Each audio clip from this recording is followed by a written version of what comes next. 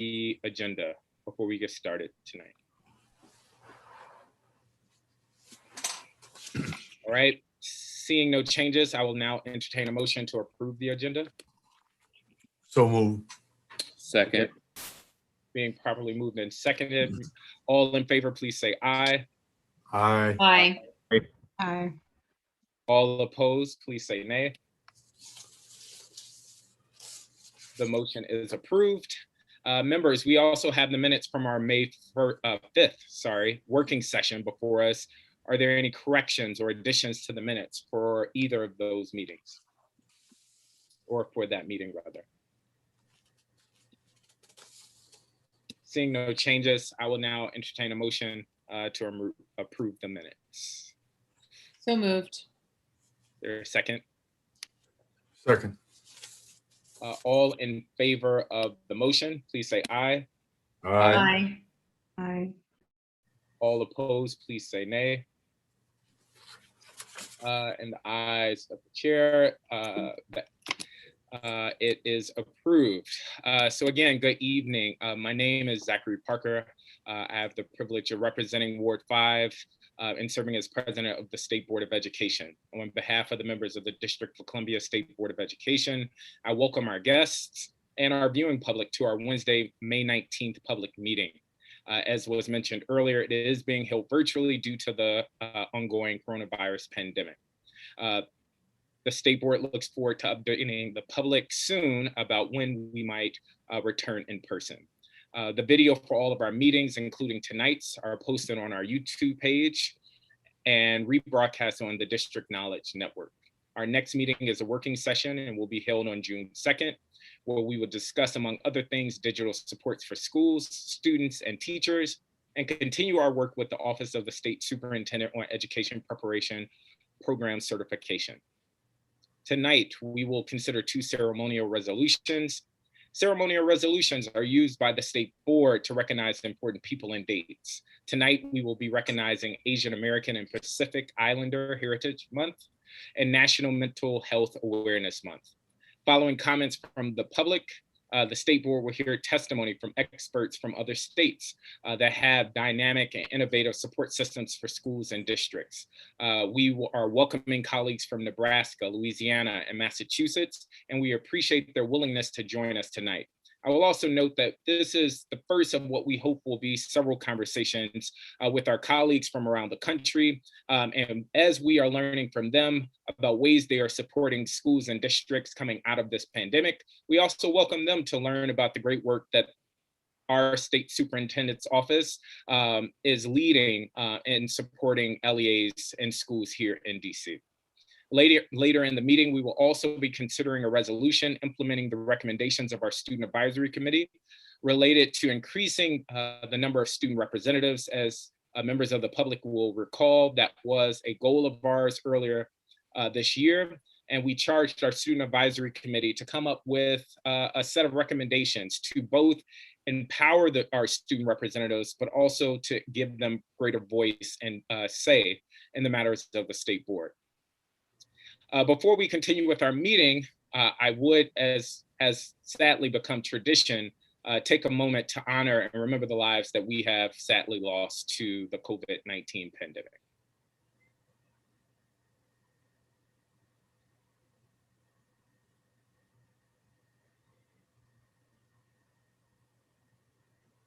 Thank you. All of these lives are precious and deserve to be honored, and our thoughts remain with the families of those who we've lost too soon. So with those opening remarks now completed, I will turn to the State Superintendent, Ms. Shauna Young, for her opening statement that she has prepared for us tonight. Thank you so much, President Parker. And it's great to be with the members of the board this evening. In my remarks this evening, I'd like to provide you with an update of some of the efforts that we are taking to support a return to in-person instruction in the 2021-22 school year. Then I'll provide a few thoughts on the agenda before the board this evening. The mayor has expressed her expectation that students attend in-person full-day school for 5 days per week in the 21-22 school year, and OSSE has been working very hard to support LEAs in their planning and recovery efforts. Last week, we released an update to our guiding principles for continuous education. The principles focus on 3 recovery priorities: safe reopening, student and staff well-being, and accelerated learning. These guiding principles provide LEAs and families with clear and consistent expectations for serving students in person 5 days a week, as well as for offering distance learning under limited circumstances, including for students with medical certifications, or to accommodate staff for students needing to quarantine in response to changes in public health conditions. They should also support families in understanding what they can expect for their students and the two-way communication that schools should establish with them. OSSI also released questions for the 2021 Continuous Education Plan, which incorporates the principles. Every LEA must complete and submit their plan to OSSI for review by June 30th. Once reviewed, these plans will be shared publicly. Through our Continuous Education Plan questions, we also streamlined other important work that LEAs must complete. Continuous education plans will be used to support OSSI and the Public Charter School Board's oversight efforts. They will also be used to satisfy the U.S. Department of Education's requirements for developing plans for a safe return to in-person instruction and continuity of services, and plans for the use of the ESSER III ARP funds. Further, LEAs must submit information on school-level formative assessments from the 2020-2021 school year as part of our plan outlined in our approved assessment waiver from the U.S. Department of Education. All of these requests are outlined within the Continuous Education Plan questions that we released. Later this month, OSSI will release required questions for health and safety plans that will describe how schools will safely reopen in accordance with DC Health and health and safety guidance. We will require that all public and public charter LEAs, as well as private, parochial, and independent schools in the district, submit separate health and safety plans that describe how they will safely reopen schools. OSSI will review each plan and consult with LEAs for additional follow-up as needed. Collectively, these efforts will help lay a foundation for school and LEA planning for a strong and safe start to the 2021-22 school year, and we are eager for LEAs and schools to begin this planning. We are so deeply looking forward to a fall where all students can return to in-person learning in their schools. We will continue to communicate guidance with LEAs and schools in the upcoming weeks, and we're also heavily investing in technical and consultative supports with our LEAs to develop and operationalize these plans. I hope that the board members will take a moment to review the materials located on our website and join us in working with our schools, educators, families, and communities in preparing for a safe and welcoming summer and return to school next fall. Now I will turn to the evening's agenda before the board. We are pleased that the board is interested in hearing about other state approaches pertaining to state-level LEA supports. As the district's state education agency, OSSI works urgently and purposefully in partnership with education and related systems to sustain, accelerate, and deepen progress for DC students.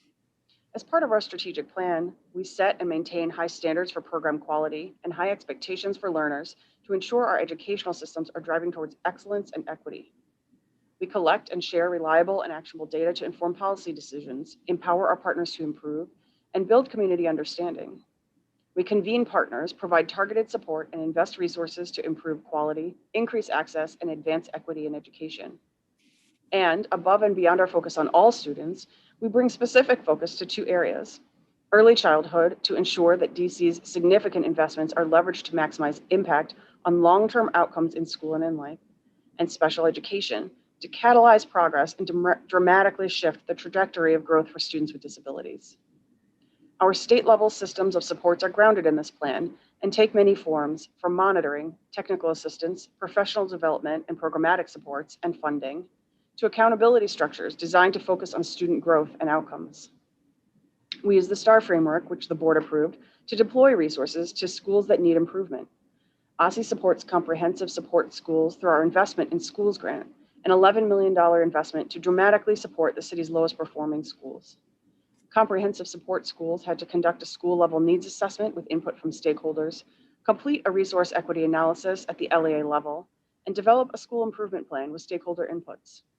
These plans had to be approved by the LEA and OSSI and the Public Charter School Board in the case of a charter school, and the schools must participate in periodic monitoring. If the plan is not successful after 3 or 4 years, the school would be subject to more rigorous state-level intervention. We outline our approach to meet these federal requirements in our approved ESSA plan. Finally, OSSI supports the resolutions on the agenda this evening. It is very important to honor the contributions of our residents of Asian American and Pacific Islander descent. We're deeply troubled by the violence and offensive rhetoric hurled toward this community, and it is contrary to our DC values. We also support honoring National Health Awareness Month, and we are proud of our efforts to improve the social and emotional supports available to our students through our ongoing work and recently through our COVID recovery efforts. Finally, we're very excited about the board's efforts to include more opportunities for student voice in our policy deliberations, and we look forward to operationalizing that effort. I would like to continue to publicly appreciate our educators, families, and students for their persistence and determination this school year, and for the unwavering commitment of our DC community to high quality education and the belief in the potential of our children to do great things. Thank you for your time, and I look forward to the rest of the conversation this evening. Thank you, Superintendent Young. And I will echo your appreciation for our educators, parents, and community members who have demonstrated a resiliency through this entire pandemic. And we will now turn to our ceremonial resolutions. But before we do, I just also want to just express an appreciation for the work that OSSI is leading around the continuous improvement plans from LEAs and the work that they will lead throughout this coming year to ensure that they're implemented with fidelity. So thank you again, Superintendent Young. Members, we are now going to move to our first ceremonial resolution, which is CR 21-10, honoring Asian American and Pacific Islander Heritage Month. Is there a motion on this resolution? So moved. Is there a second? Second. Thank you. Having been properly moved and seconded, Mr. Hayworth, please read the resolution. State Board of Education Ceremonial Resolution celebrating Asian American and Pacific Islander Heritage Month. Whereas Asian American and Pacific Islander Heritage Month spans from May 1st to May 31st. Whereas AAPI Heritage Month originated with the United States Congress in 1977, when Representatives Frank Horton of New York and Senator Daniel Inouye of Hawaii introduced resolutions to proclaim the first 10 days in May as Pacific Asian American Heritage Week. Whereas on October 5th, 1978, President Jimmy Carter signed a joint resolution directing presidents to issue a proclamation for the 7-day period beginning on May 4th, 1979 as Asian Pacific American Heritage Week. Whereas in 1992, the United States Congress passed legislation that annually designated May as Asian Pacific American Heritage Month. Whereas the month of May was chosen to commemorate the arrival of the first Japanese immigrant to the United States on May 7th, 1843, and to mark the anniversary of the completion of the Transcontinental Railroad on May 10th, 1869, of which the majority of the workers who laid the tracks were Chinese immigrants. Whereas since the onset of the COVID-19 pandemic, the AAPI community has been wrongfully scapegoated for the origin and spread of the pandemic, contributing to fear and stigma about Asian Americans and Pacific Islanders, and increased rates of violence, bullying, and harassment against AAPI individuals. Whereas since March 2020, there have been almost 3,800 anti-Asian hate incidents reported nationally, with 140 of those reported locally in Maryland, Virginia, and the District of Columbia. Whereas these acts of violence are neither isolated nor born solely from the racialization of COVID-19. Whereas there is broad and complex history of exclusionary policies that have stoked Asian American violence and sentiment, and have treated Asian Americans and Pacific Islanders as perpetually foreign in the United States, such as the burning of Chinese immigrants' homes in the Tacoma Riot of 1885, the removal of Filipino immigrants and the separation of Filipino families with the Filipino Repatriation Act of 1935, and the internment of Japanese Americans during World War II. Whereas the AAPI community deserves to feel safe, welcome, and included, and their contributions to the District of Columbia and the United States should be recognized. Whereas an estimated 1.4 million AAPI healthcare workers, 1.2 million AAPI food-related industry workers, and over 900,000 AAPI childcare workers and teachers continue to play an integral role in supporting families and communities during the COVID-19 pandemic. Whereas the AAPI community is inherently diverse and multifaceted, representing the diaspora of over 30 countries and over 3,000 languages. Whereas AAPI Heritage Month recognizes and honors the contributions of Asian Americans and Pacific Islanders who have paved the way for AAPI visibility and are pushing our society forward today, influencing the history, culture, and achievements of the United States. Now therefore be it resolved that the DC State Board of Education recognizes May as Asian American and Pacific Islander Heritage Month and celebrates the contributions and livelihoods of the more than 28,000 residents in the district who self-identify as Asian American and or Pacific Islander. And be it further resolved that the DC State Board of Education condemns all manifestations of racism and xenophobia against the AAPI community and commits to improving educational standards and policies to ensure the District of Columbia schools are welcoming, safe, and inclusive for all, and ultimately promote equity and excellence in education. Thank you, Mr. Hayworth. Is there a discussion on this resolution? I would just like to mention, I remember when Cardozo, when I first came to Cardozo, we had one Asian student out of 1,800 students. But in the 90s, we had a significant immigration into Cardozo of Vietnamese students. We had a significant minority of Vietnamese students. And those students were not looked at as Vietnamese students. They were looked at as just Asian students. So that and a lot of time they were misrepresented as Chinese, which for anyone who knows about the history of Vietnam, calling a Vietnamese person Chinese is a slur almost. And I just wish that, I hope that our society will get to a point where we recognize people as just people who come from different places. Since if you look around the room on this Zoom call, we've got people from all kinds of different places, and that it shouldn't just, and if in the resolution it talks about Asian AAPI week, started out as a week and now it's a month, but all of the recognitions that we give for different races and different genders or whatever should be a 365-day-a-year recognition. Thank you. Vice President Gasoi. Thank you. Well, as everyone knows, this pandemic has been challenging on many levels, and it's been very layered. And I'm just going to get a little personal. That, you know, one of the layers for me during this pandemic has been being the spouse of an Asian American partner and the parent of a Taiwanese-born child, and having to explain to her, especially, you know, the news reports about Asian hate on Asian Americans lately. So I just want to, first of all, send, I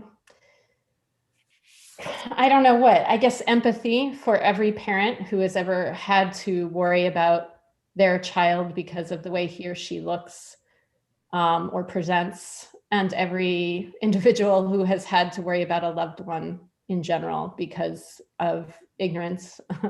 And I guess I also just want to welcome this resolution that recognizes the great contributions of Asians and Asian Americans to our society and to our culture, and that condemns both the othering, which is really, you know, always a concern of mine as a parent, but now, as you know, also against the hate that we've been experiencing this past year, or the acceleration and more the visibility of it. And finally, I just want to give a shout out to Yu Ying Public Charter School, where my daughter goes, because it is a place where she is able to see, you know, herself and her teachers and in her classmates. And I think it's a great resource in our city. So thank you. Thank you. Representative Sutter.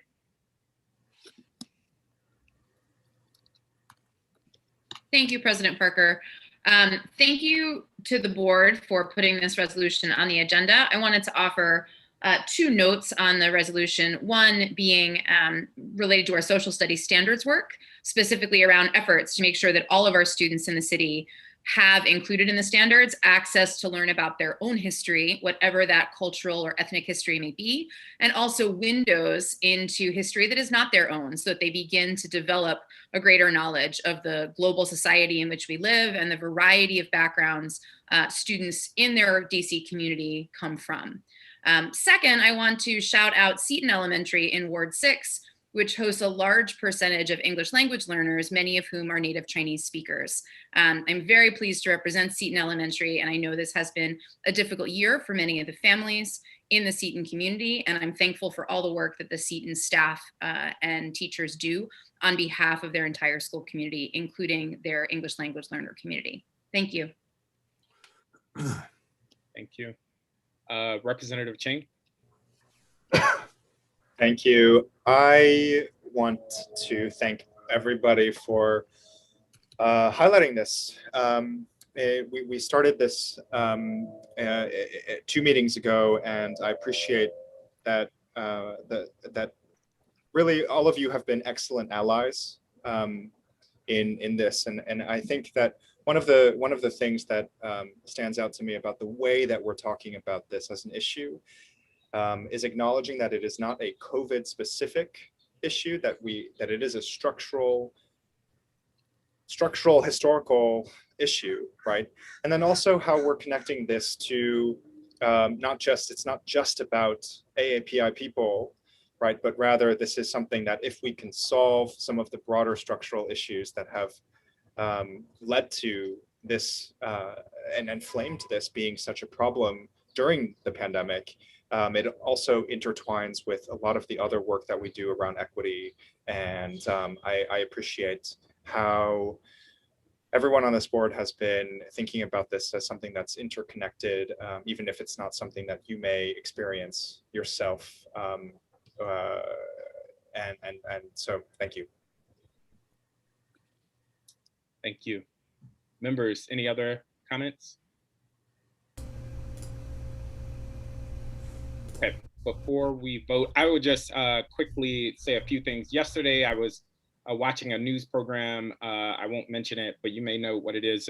And they were highlighting the new Ford F-150, and the lead engineer of that project is an Asian American individual who came to this country unable to speak English, and who has obviously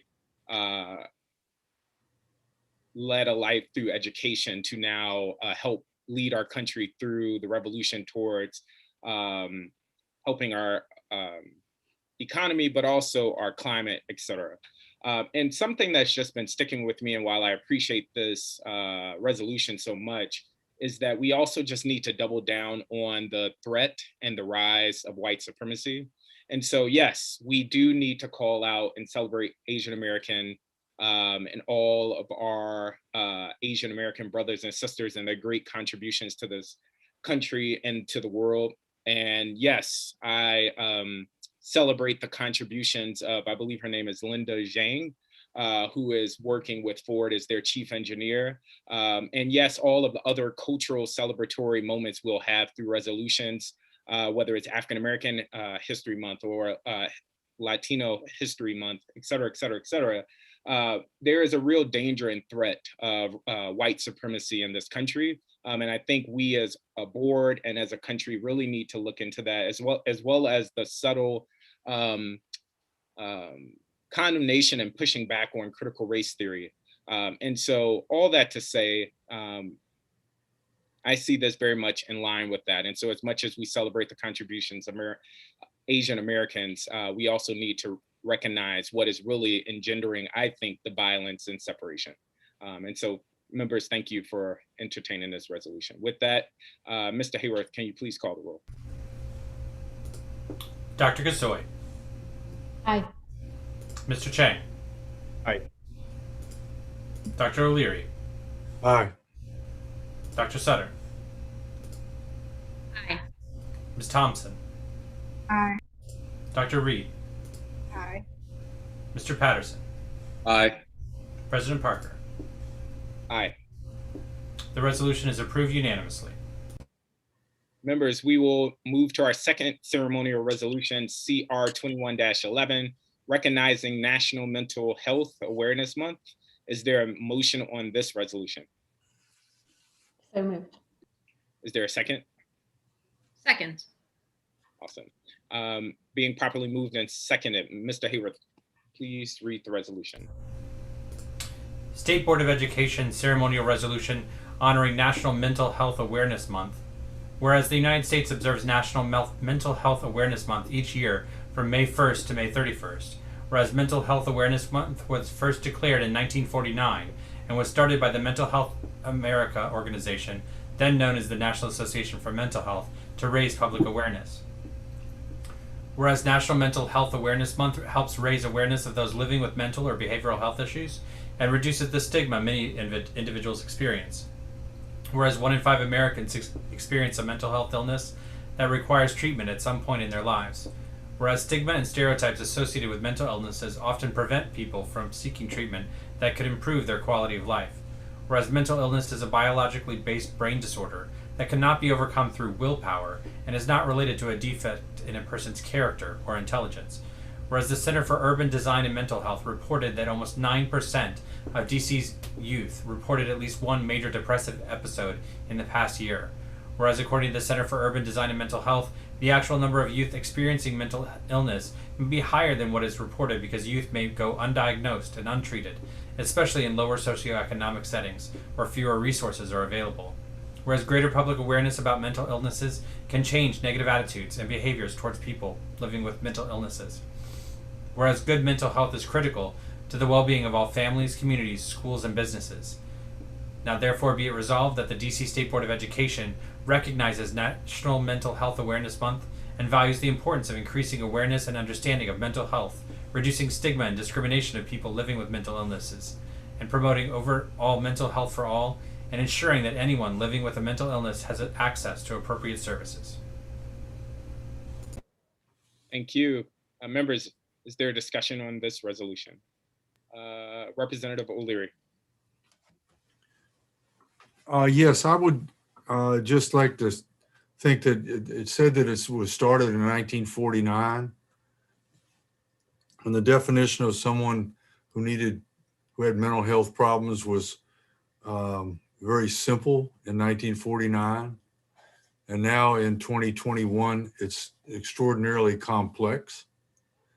And I know that when you give numbers of who has a mental health issue, that we need to concentrate not only on our students, but also on our educators and what they have to go through every day. And I think that the social emotional learning concept that has been started, that was started before the pandemic, but has been tried to be used during the pandemic with some limited success, that once the schools open, hopefully in August, that we go all in to try to make sure that every human being that's in a school building has access to counseling and any other form of help. Thanks.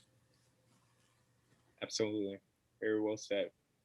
Members, is there Representative Sutter. Thank you. I have also been thinking a lot about the topic of this resolution as we think about the return to school. And in my day job, got to work with a client who treats school-based mental health very differently than I know is true of many of our schools. I hear constituents worry that our allocations of mental health workers, like social workers, are often dedicated to serve students with disabilities who require services in their IEPs, but that don't provide access for the more general student population to access those same resources. This school that I'm working with flips that model on its head and makes sure that all of its students are served with disabilities, and then there are separate mental health providers provided for the general student population, because it's seen as critical to all students' success in school to have access to mental health resources when they need them. So I hope that as we think about how we're spending federal funds, how we're preparing for the return to school, that we're thinking really holistically about the mental health needs of our students, not just serving those who have identified needs, but also triaging, identifying students who may not yet be aware that this is a need that they have, whose families may need that support and encouragement from trusted school-based people. So thank you so much for recognizing this in the resolution. I'm pleased to vote yes. Thank you, Representative. Or any other discussion?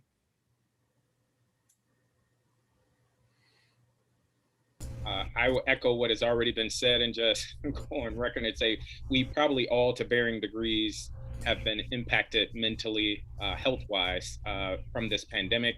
And I too would expect and want to see greater investments in mental health, not just for students, but our educators, and as well as community-based health resources, which have been cut in recent years. And so there's work that we have to do in acknowledging the impact that this pandemic has had and likely will continue to have in the months and years to come. So, Mr. Hayworth, can you please call the roll?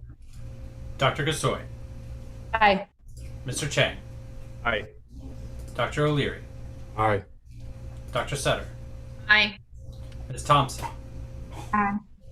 Dr. Reid. Aye. Mr. Patterson. Aye. President Parker. That was not You got a dog in your throat. Yes, Sassafras says aye. Mr. President, the resolution is approved. Awesome, awesome. Members, members, I want to acknowledge that Superintendent Young shared information around updates for the upcoming ARP funding. I will circle back to the superintendent before going forward in our agenda to provide an update. So Superintendent Young, thank you for this. Sure, I'm glad to provide a brief update and then follow up also, as we're going to have continued public engagement on all of this work. I wanted to point out, I know there's been a number of questions related to the distribution and funding eligible LEAs under the recovery funds. And so I dropped a link and everyone can go to the OSSI website. It's on the primary scroll on our front page we have a landing page for recovery funding. On that page, people can see the allocations to each LEA, the timeline for the distribution, and the requirements for the types of plans that LEAs will have to submit for the funding and limitations to those. And so if that's helpful, individual LEAs will have their own policies and procedures for the way that they spend that funding. In addition, there's OSSI has some of the relief funding, including a state set aside. OSSI's been in the middle of figuring out what the plan is for our expenditure of those funds and programmatic work in context of the recovery work. We will be providing publishing our plan for some feedback and hope to actually bring it in front of the state board at a future meeting as well. The deadline for that is upcoming very shortly in very early June.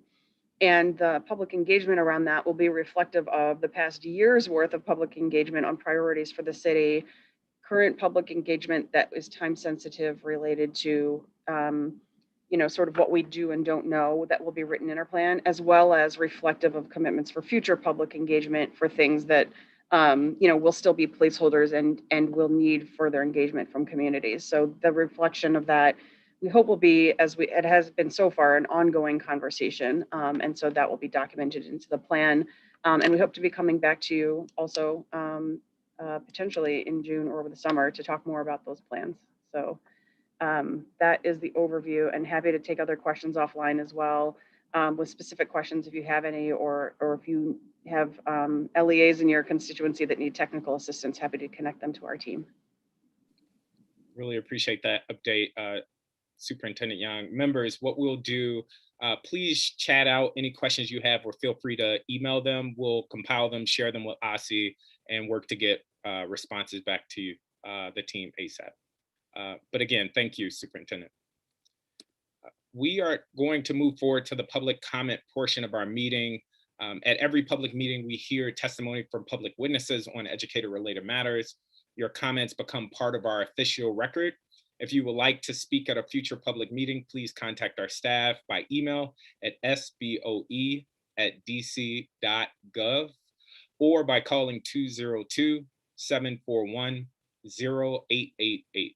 Tonight, we have several public witnesses, and we will be holding to a strict time limit of 3 minutes per witness. While you speak, there will be a timer on your screen if you set your view to gallery mode. Following every group of witnesses, we will pause for questions from members. Members will have 2 minutes for questions after each panel. The 2 minutes includes your question, members, as well as the response from our guests. Mr. Hayworth will call the witnesses as well as the question period. He will also mute witnesses or board members that exceed their time. Mr. Hayworth, may you please begin? Thank you very much. Members of the public who are joining us, I will note we are going to be using a timer system.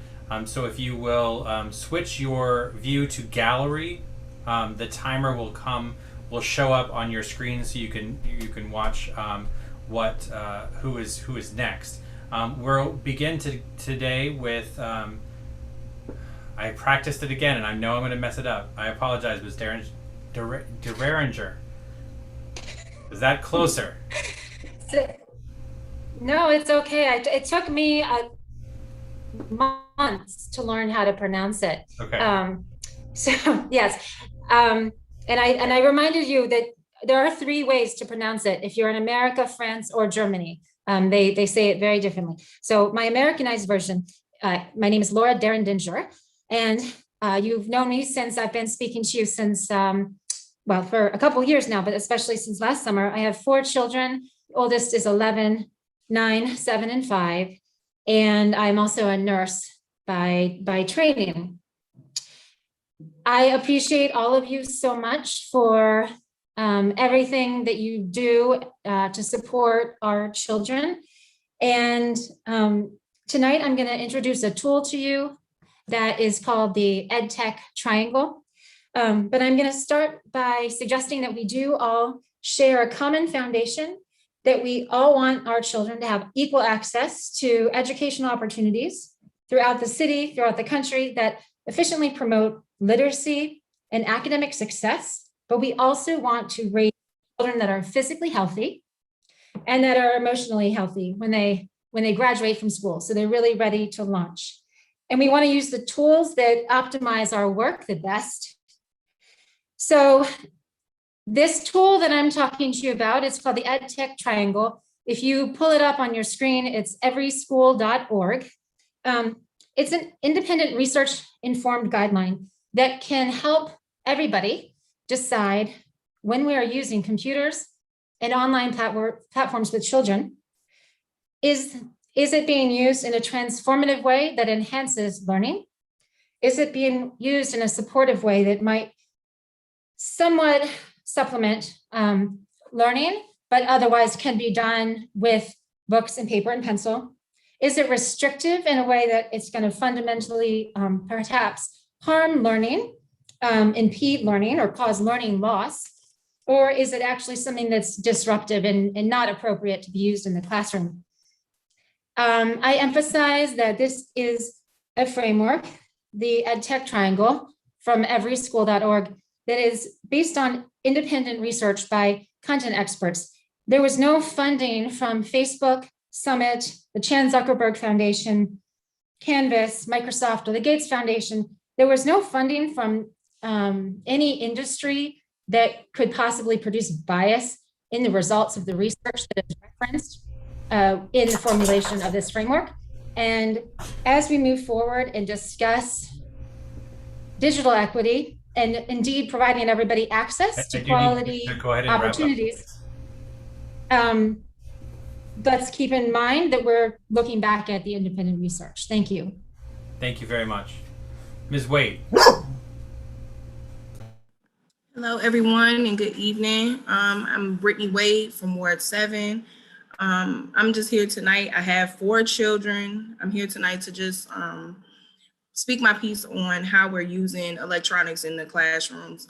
Since the pandemic, I have taken my children out of school They all attended Ludlow Taylor and Stewart Hobson before I took them out of school, but now they're fully homeschooled, and I use the computer sparingly because I know my children were having a lot of issues when they were in school of being online in class, letting their friends and all those kind of things, their teachers see all in their backgrounds. My fourth grader was having issues just wanting to be on the screen and not, having people just looking at her. And I just wonder if DCPS and DC charter schools are taking into contact the mental burden that is putting on our children. And also the fact that they're in front of the screens for so long. Because I know when my children were in school, they were on the Zoom calls from like 9 in the morning to like almost 3 in the afternoon. And I don't know if anyone is taking into context the wear and tear that it can do to their eyes. Because I know since then, my children have had checkups on their eyes. They've all needed glasses now. And I don't know if that's due to the electronics, but those are things that DCPS and DC charter schools should be looking into. Our mental and physical, how those things are being on these electronics are affecting our children's brains, eyes, ears, everything. And as well as security. Because I know my kids, they like to play the Roblox and all those other things, and they lead them to different apps that may not be appropriate for their age group. They are seeing things that they should not be seeing. So I've had to intervene on those levels to make sure that my children are not consuming things that they should not, that I don't feel like is appropriate for them. So I would just ask that we just please keep this in the forefront while we're thinking about the time limit and that we're keeping the children on the computers, and also getting outdoors. A lot of children are gaining weight since we've been in this pandemic. The outdoor space is needed to keep these kids active and keep their bodies moving. And we definitely need that over here east of the river, because our children are more prone to a lot of health issues that others are not. And no one is taking that into context. And I really think we should put that at the forefront while we're having these conversations. So I just ask that we continue to look into those things. And I look forward to working with everyone to make sure that happens. Thank you very much. We're going to go back, and I didn't notice the clock was set incorrectly for our previous witness, so I'm going to go back and give her another minute, and then we'll go to our next witness. I apologize. No, go ahead and just please save my time for questions and answers. Thank you. Yes, ma'am. Ms. Giles. Hi, everyone. Go ahead and start. Good evening. My name is Jess Giles. I am a Ward 7 resident and the Director of Education Reform Now, DC. Earn DC is a nonprofit organization that fights to ensure our public education system in Washington, DC justly and equitably serves all students. For 16 months, families have been grappling with COVID-related challenges from illness, death, job loss, and social isolation. Our educators and school leaders have pushed forward, providing students with virtual and in-person learning. Despite their best efforts, many students' academic progress, as well as their physical and mental well-being, has faltered. Ms. Wade talked a little bit about that today. And that is why we are calling for a just and equitable fiscal year 2022 recovery. And I am excited to hear that a number of you agree with some of the asks that we are making in the budget. And so this looks like increasing the foundational level of the uniform per student funding formula to 4%, raising the at-risk weight to 0.37, increasing the English learner weight to 0.61, renewing and extending the public charter facilities allowance, implementing a large-scale tutoring corps for students, expanding the school-based mental health program to all remaining schools, and restoring the cuts to community-based behavioral health service providers, and strengthening our teacher diversity pipeline by providing students of color with free, accelerated, and high-quality path into the teaching profession. Additionally, we must continue to build upon our assessment and accountability system to improve student learning. This does not mean to permanently throw out our statewide annual assessment which gives us a clear look at how our students across demographics, sectors, and wards are doing academically in English language arts and mathematics. But it does mean that we need to go much deeper into understanding how to provide educators and policymakers with data that is useful for supporting students, improving student outcomes, targeting resources, and guiding new instructional policies and practices. As we prayerfully move beyond COVID school reopening considerations, it's important for state board members to reflect on what we can do to what we can see in future iterations of the DC School Report Card and STAR framework. This means ensuring that we have high expectations and measure effectiveness, while also looking at the STAR rating system to see if schools that are effectively educating to see which schools are effectively educating certain student subgroups. This is the equitable approach we should be aiming for. We should also consider collecting additional opportunity to learn indicators, disaggregated and publicly reported by individual student groups to better support student learning, close equity gaps, and contextualize academic outcomes during and beyond COVID-19, but mostly beyond COVID-19. I'm out of time, so we can talk a little bit about what those might look like. Thank you for allowing me to testify. Thank you very much. Mr. President, the remaining witnesses have not appeared, and so I believe we can begin questioning, if that's all right with you. All right. Sounds fantastic. Members, we will use the raise your hand feature, so please do use that feature, and I will call on you in order for 2-minute rounds. Dr. Reid. Thank you. Mrs. Wade, I know you came to testify on technology, but I'm interested in your homeschooling journey because I became aware of it over the summer.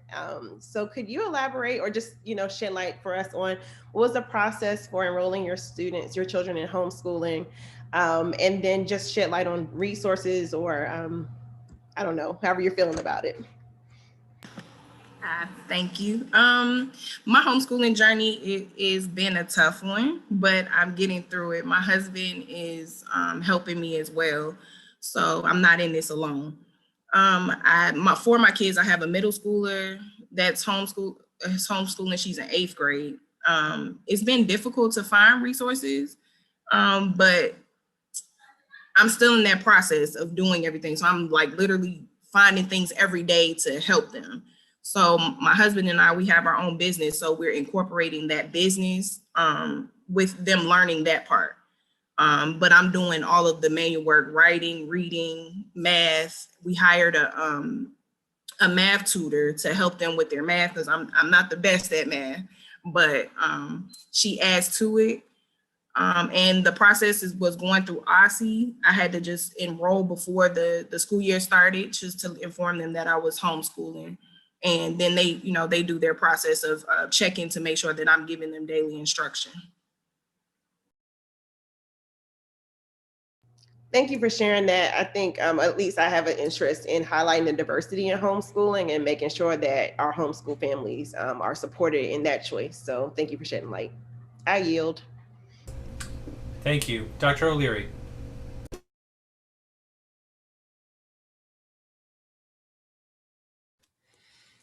I have a question for the three of y'all, and it's about the STAR rating. We have, we've been given an opportunity, unfortunately, through the pandemic to not have schools rated for last year and for this year.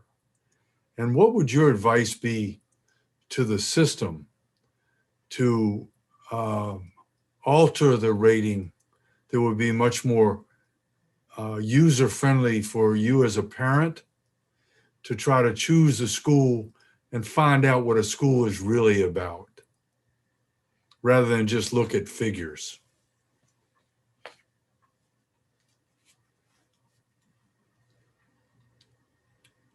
You're using my time. Any of you can answer that if you'd like. I was gonna say the best thing that a parent can do is to go visit the school, because I'm a parent that wants to see things that are going on. I don't want to see what's going on a paper, because you can tell me that from just a bad day of somebody feeling however they felt about the school. I would want to go in and speak to the principal, speak to the teachers, and get a feel for where my child is going to be safe. Great. Ms. Derrendinger? I would just repeat that and add that I specifically asked the principals and the teachers, are they using a research-based framework to inform how they use computers and online platforms with their children? That's for me in all of the activities, not just that, but that's a heavy one. So I do include that question. How do they decide on their practices for everything? So that would include out as well, of course. Thank you. Thank you. Members, if we're going to suspend questions for a second and go back for Ms. Fuchs, who has now been able to join us. Ms. Fuchs, you have 3 minutes.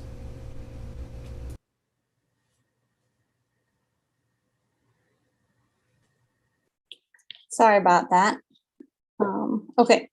Hello, I'm Laura Fuchs, and specifically testify here. So one would hope that when the school year comes to a close, we begin to see sweeping changes in how DCPS operates as they plan for the next school year.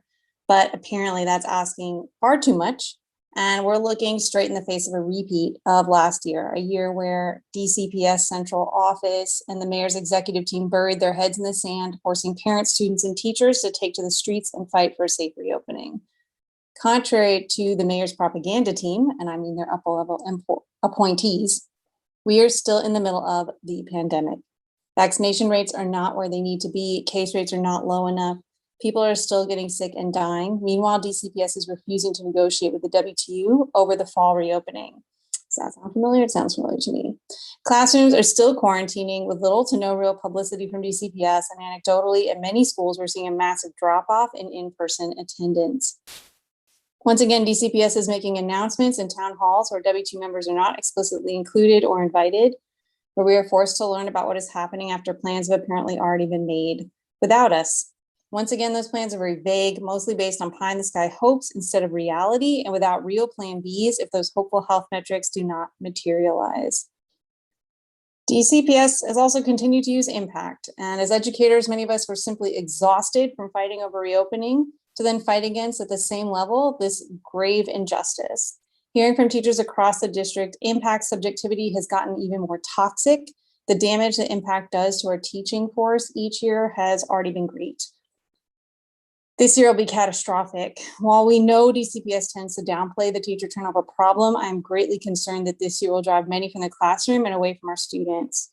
We're on the verge of losing many experienced and great teachers, and the only people that truly hurts are our students. Same thing goes for teacher licensure. It just seems like everything's proceeding as normal, despite the fact that OSSI has been almost negligent when it comes to responding to our members' needs. And making sure they get licensed in time, and DCPS is gleefully severing them from the system. So again, this is outrageous. And my question is, what are we going to do differently? DCPS needs to come to the table with the WTU and partner in good faith. We need real transparency and accountability from all education agencies, DME, OSSI, DCPS, public charter schools, etc. The status quo is long since over, and I hope as SBOE members you agree that we cannot keep doing what we've been doing. It's time for radical change, structural change, a mindset change, and a change in how we view education and educators in the district. Right now, there's been a lot of talk, but as we gear up for the 21-22 school year, I hope to hear more about what you will do to ensure that there's action. And sorry, I have to go on in a second meeting. Thank you very much. Going back to questions, 2-minute rounds, Ms. Thompson. I have a couple questions. First, I'd like to note that 75% of our witnesses were affiliated with Ward 7 today. So I'm proud. But see, look, my questions are for Ms. Wade. Do you plan to continue homeschooling if we return in person? Because I know that like a lot of the struggles were with the schedules and the virtual, but like, is that something you plan to continue? And if so, like, what are some supports that would be helpful? So if DCPS offered a version where my kids could stay at home, I would be all for it. because my kids love being around their friends, all those kind of things. But as far as I just don't trust them going back into space, not knowing the testing situation with anybody. I haven't seen all of that, so, or heard anything about it. So that's what I'm uneasy about. And the fact that children they want everyone to get vaccinated. My children are not, I am not getting vaccinated. So I just want to know, like, that is my issue. Those are some of my issues. But I would love, like, if DC offered that version for my kids to be able to do what they needed to do on their grade level, like, and not be like on pace with everyone else, because that was a lot of my kids' issues as well. They were being rushed through everything instead of being able to take their time and get what they needed instead of going on to the next level. Because I have a second grader now that I had to take her all the way back to like first grade work because she wasn't getting what she needed at school. Yeah. So it's just a catch-22. I just have to do what's best for my children, and I would like to be in that space to be able to do that, but DCPS does not offer that, because even with the homeschooling option that they have, is through charter schools, and you have to be on pace. It's not pace or self-paced. It's not self-paced. So if it would be self-paced, it would be wonderful, but it's not. Thank you very much. Mr. Patterson. Yes, thank you. I first want to say hi to Ms. Wade. Get the opportunity to speak with her every now and then, so I want to say hi to her. My questions are for Ms. Giles. You stated some numbers that I wanted to talk about just a little bit, but specifically the charter allowance, where you said that you want the return of it. I was unaware that had been taken out or at some extent. So I wanted to hear a little bit about that. And then when you talked about the star rating being a person that actually co-chairs we're trying to redesign it and everything, wanted to hear your opinions on what could make it better. Thanks for that question, Representative Patterson. So yes, the public charter facilities allowance is up. It needs to be renewed in order for it to continue. And so we are hoping that the mayor and the DC Council will support that being included into the budget. This would be an annual 3.1% increase each year to reflect the average growth of cost of constructing school buildings. This is really important to ensure every student has a safe learning environment, which I know is something that's really important always, and especially now. And then as for the STAR framework, I think it's really important for us to continue to measure how well schools are educating students subgroups, and the STAR framework reflecting that. So I think the STAR rating system should be higher for schools that are doing especially well, educating students with disabilities, English learners, students who are considered at risk. I think that's an equitable approach. And I appreciate that clarity, because it's not that they're not receiving it at the current time. We just want to make sure that it's renewed with this current budget, and we're asking for an increase. That if I understand you correctly. Okay, thank you very much on that. Thank you, Mr. Patterson. Dr. Sutter. Thank you, Mr. Hayworth. Ms. Giles, thanks so much for your testimony. I had a question for you about the equitable recovery. You mentioned increasing the at-risk funding, and I'd just love to hear more about that or any other ways you see the definition of equitable recovery in our budget.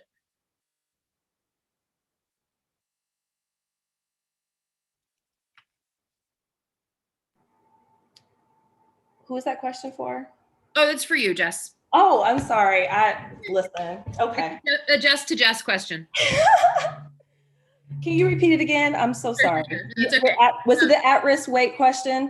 Yeah, so you mentioned the at-risk weight, and you mentioned in general sort of an equitable funding recovery. And I just love to hear more about that as we think about testimony we might give on budget or COVID recovery. Absolutely. I've got to turn my listening ears on, as you can probably appreciate as a professor. Yes. definitely asking for an increase of the at-risk weight to 0.37. There are also a number of other equitable asks that I've included in my testimony today and that we continue to fight for.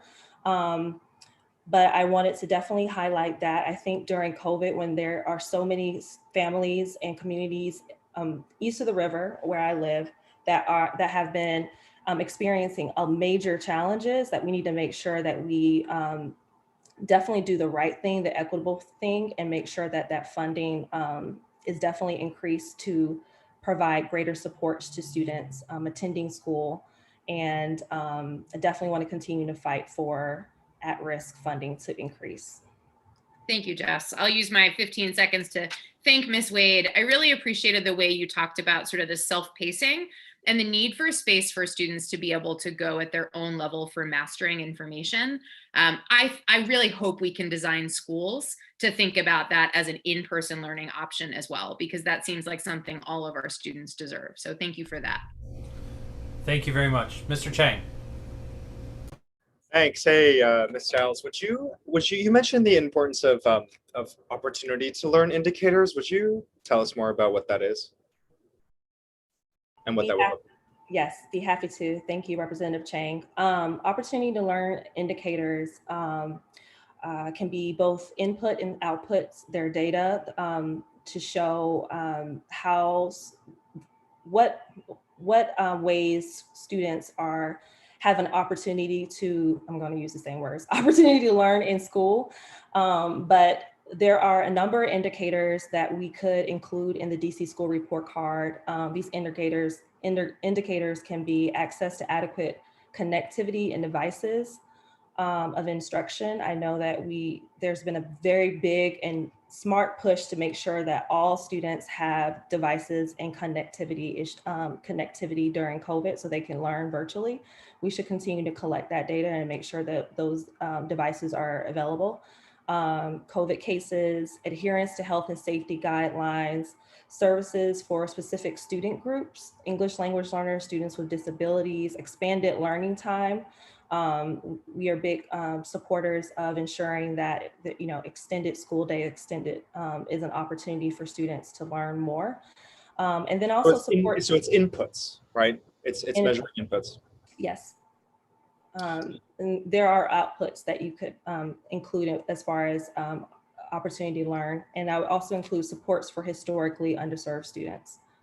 Would be another input. Thank you.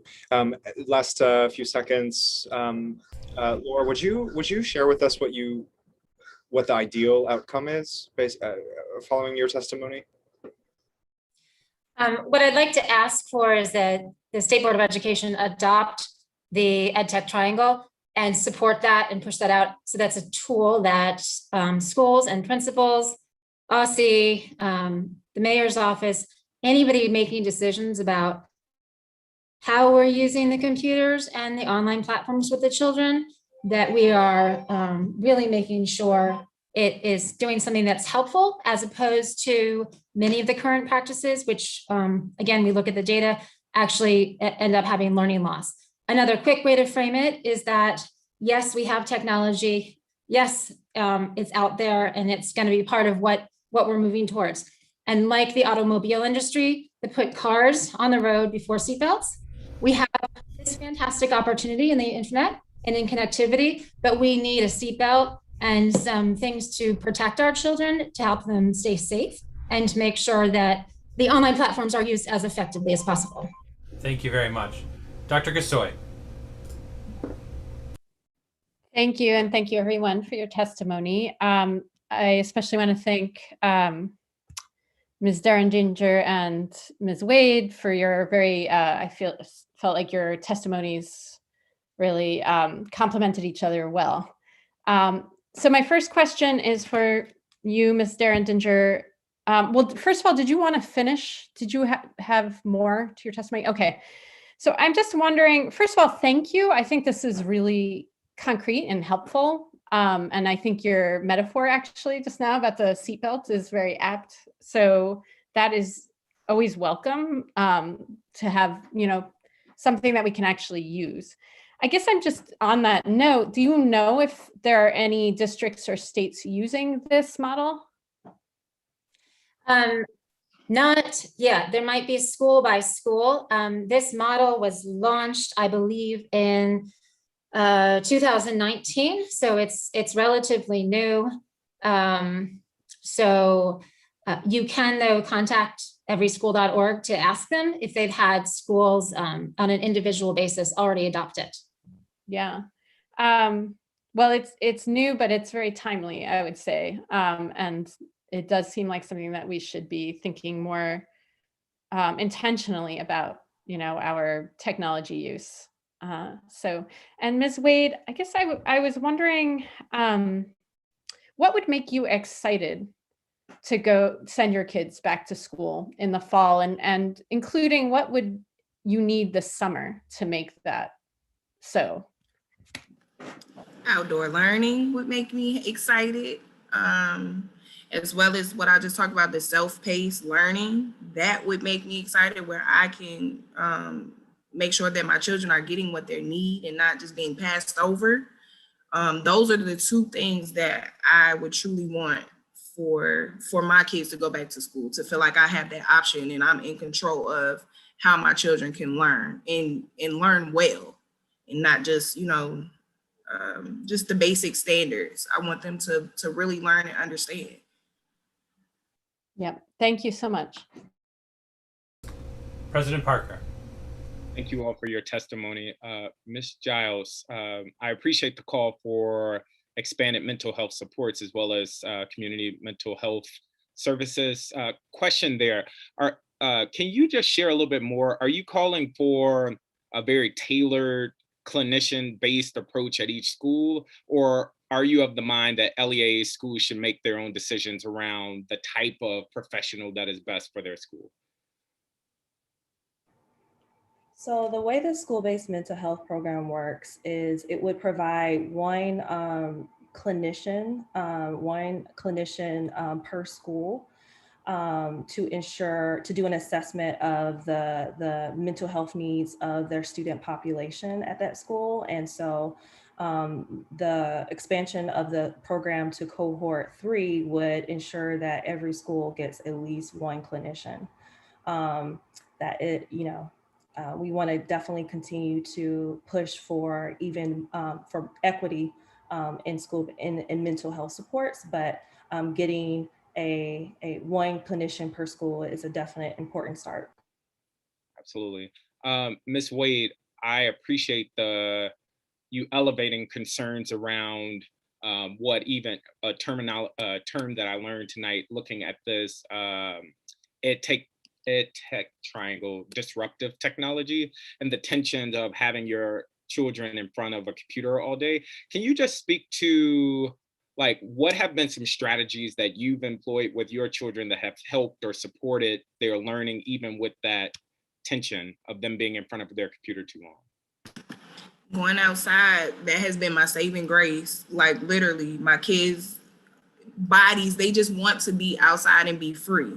But at the same time, maybe changing the space where I'm taking them to learn each day. I take them to national parks. I take them to Kenilworth Aquatic Gardens. We love that area where they can sit out and read their books and be free. Like that's what they want to do, like move their bodies, and that's helped them a lot. And it's helped me tire them out so then I can get some rest when they get rest. Thank you. That's my time.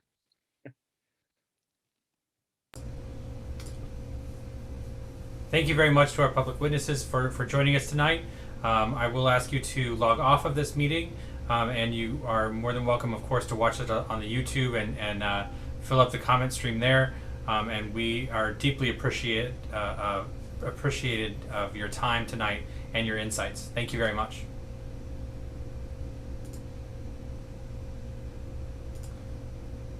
And President Parker, I'll turn it to you to introduce our panel. Oh, I thought we had another round of... No, sir. We are ready for our panel discussion. Awesome. Exciting. So members, we are now going to turn to our panel discussion for tonight's meeting. State departments of education have two major functions, as many of us know: oversight and support. Both are important functions to ensure that education services within a state are the highest quality for all students. Tonight, we are excited to welcome representatives from various state education agencies and to talk about the range of supports that they provide, from teacher professional development, reorganizational planning, research, and best practices. We have 3 witnesses tonight, so we will do one single panel. Each panelist will have 5 minutes to provide comments, and then we will have 2 rounds of questions from members if necessary. Our panelists are Dr. Russell Johnston, Senior Associate Commissioner for the Massachusetts Department of Education, Dr. Shirley Vargas, School Transformation Officer with the Nebraska Department of Education, and Lane Carr, Director of Accountability for the Nebraska Department of Education. Mr. President, I apologize. I may have given you a incorrect listing. We also have Dr. Quintina Timmel from the Louisiana Department of Education, and the Deputy Chief of Staff from the Louisiana Department of Education as well, Alexis Pritchard. Thank you for those additions. One additional comment before we get started, and Dr. Johnson, we will start with you. And then we'll go to our friends in Nebraska and then in Louisiana. But just say that at this time, as we're thinking here in DC around how do we emerge from this pandemic stronger than we entered, we are really excited to hear and learn from other states and how you're approaching school support, LEA and school support at a time like this. And as I mentioned before, I'm not sure if you all were on the call, we do want this to be an ongoing discussion to both share the work that our state superintendent's office is doing to support LEAs in schools, but also to learn from the best practices that you're employing. So with that, Dr. Johnson, I'm gonna have you kick us off and then we'll go from there. Thank you very much, and truly a pleasure to be with you here tonight and with my esteemed colleagues from other states. I know that we all have a lot to learn from each other.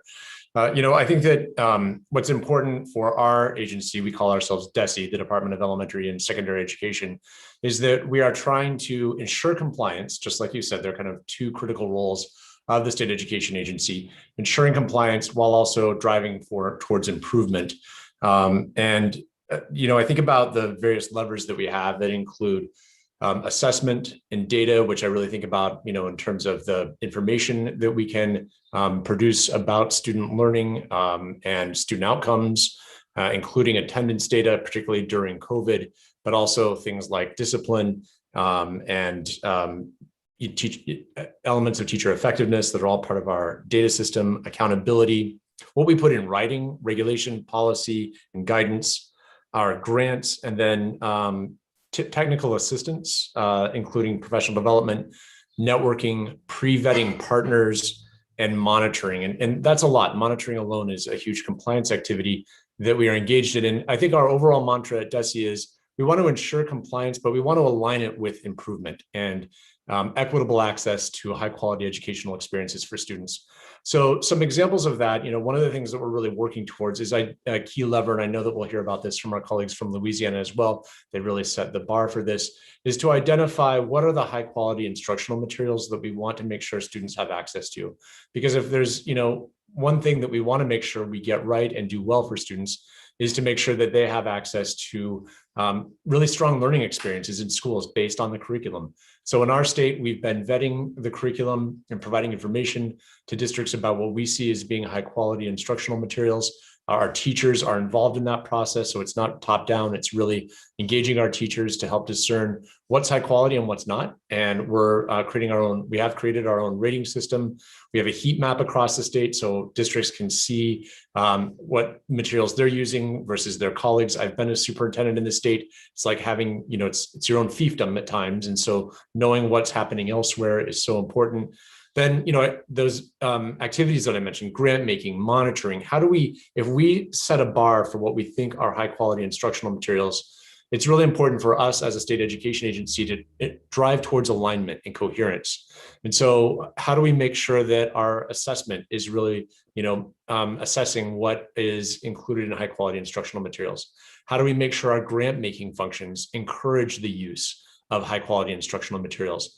How do we make sure our guidance support documents, again, are really making that clear about the use, the very important summary, the critical importance of having high quality instructional materials is so it just needs to be embodied in everything that we do, because we know that any lack of coherence will lead to confusion at the LEA level. And the more that they hear from us, and that we stay on message, and that we incentivize as best we can, but also work towards accountability to make sure that that stays in place. And the final thing that I'll mention as a really critical element of our work towards school improvement is to define what early literacy truly should be, and the critical components of early literacy. And most recently, what we've added on to that is guidance around screening for dyslexia and interventions for dyslexia, starting as early as possible. And again, that's an area where we want to make sure that we are providing coherence. And so I think about, for example, the changes that we're making to the professional development opportunities that we make available for districts, so that the PD that we're offering from the state level aligns to our guidance around the science of literacy and effective early literacy practices, as well as how do we make sure that we bring together general education teachers and special education teachers to support the understanding of screening for dyslexia and intervening appropriately. And so again, what we do as a team, we often refer back to those levers, accountability, data, guidance, regulation, policy. We go through that list. We try not to get overwhelmed, but we think about where do we pull the right levers? Where do we make sure that we are really using the tools and resources that we have well to make sure that students in our state are getting that high quality learning experience that they need. And we just want to make sure that, our students, that we're providing the guidance that it's hard to come by otherwise as district leaders. No one else can be as, I think, fair and objective as a state education agency can be to provide this information. We're not benefiting from it financially. Our students need to benefit from it educationally. Really appreciate this chance to speak with you tonight. Can't wait to hear from my fellow panelists. Thank you. Thank you. We are going to turn to our colleagues from Nebraska. Dr. Vargas, I believe I am going to come to you next.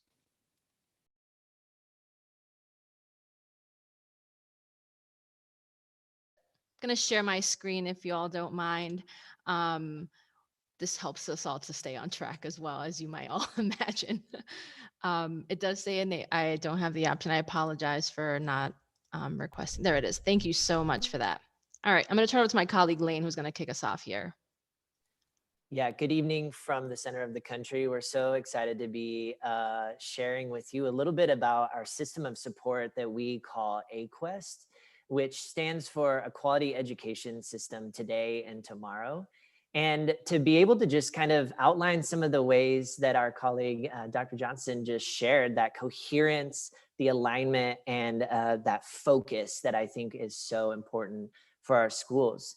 So the first couple of slides are just a little bit of context about the department. I'm not going to spend a ton of time, but really focused on learning, earning, and living, and this idea of post-secondary education, career, and civic readiness. So really focusing in on that. I think it's interesting just to share with you all that Nebraska is a very geographically diverse state with over 330,000 students. And our largest district has 60,000 students, and our tiniest district has 60 students, K-12. So that creates some interesting challenges for both accountability and then supports as well. We also have racially diverse students as well, with roughly 1/3 of our students identifying as a student of color.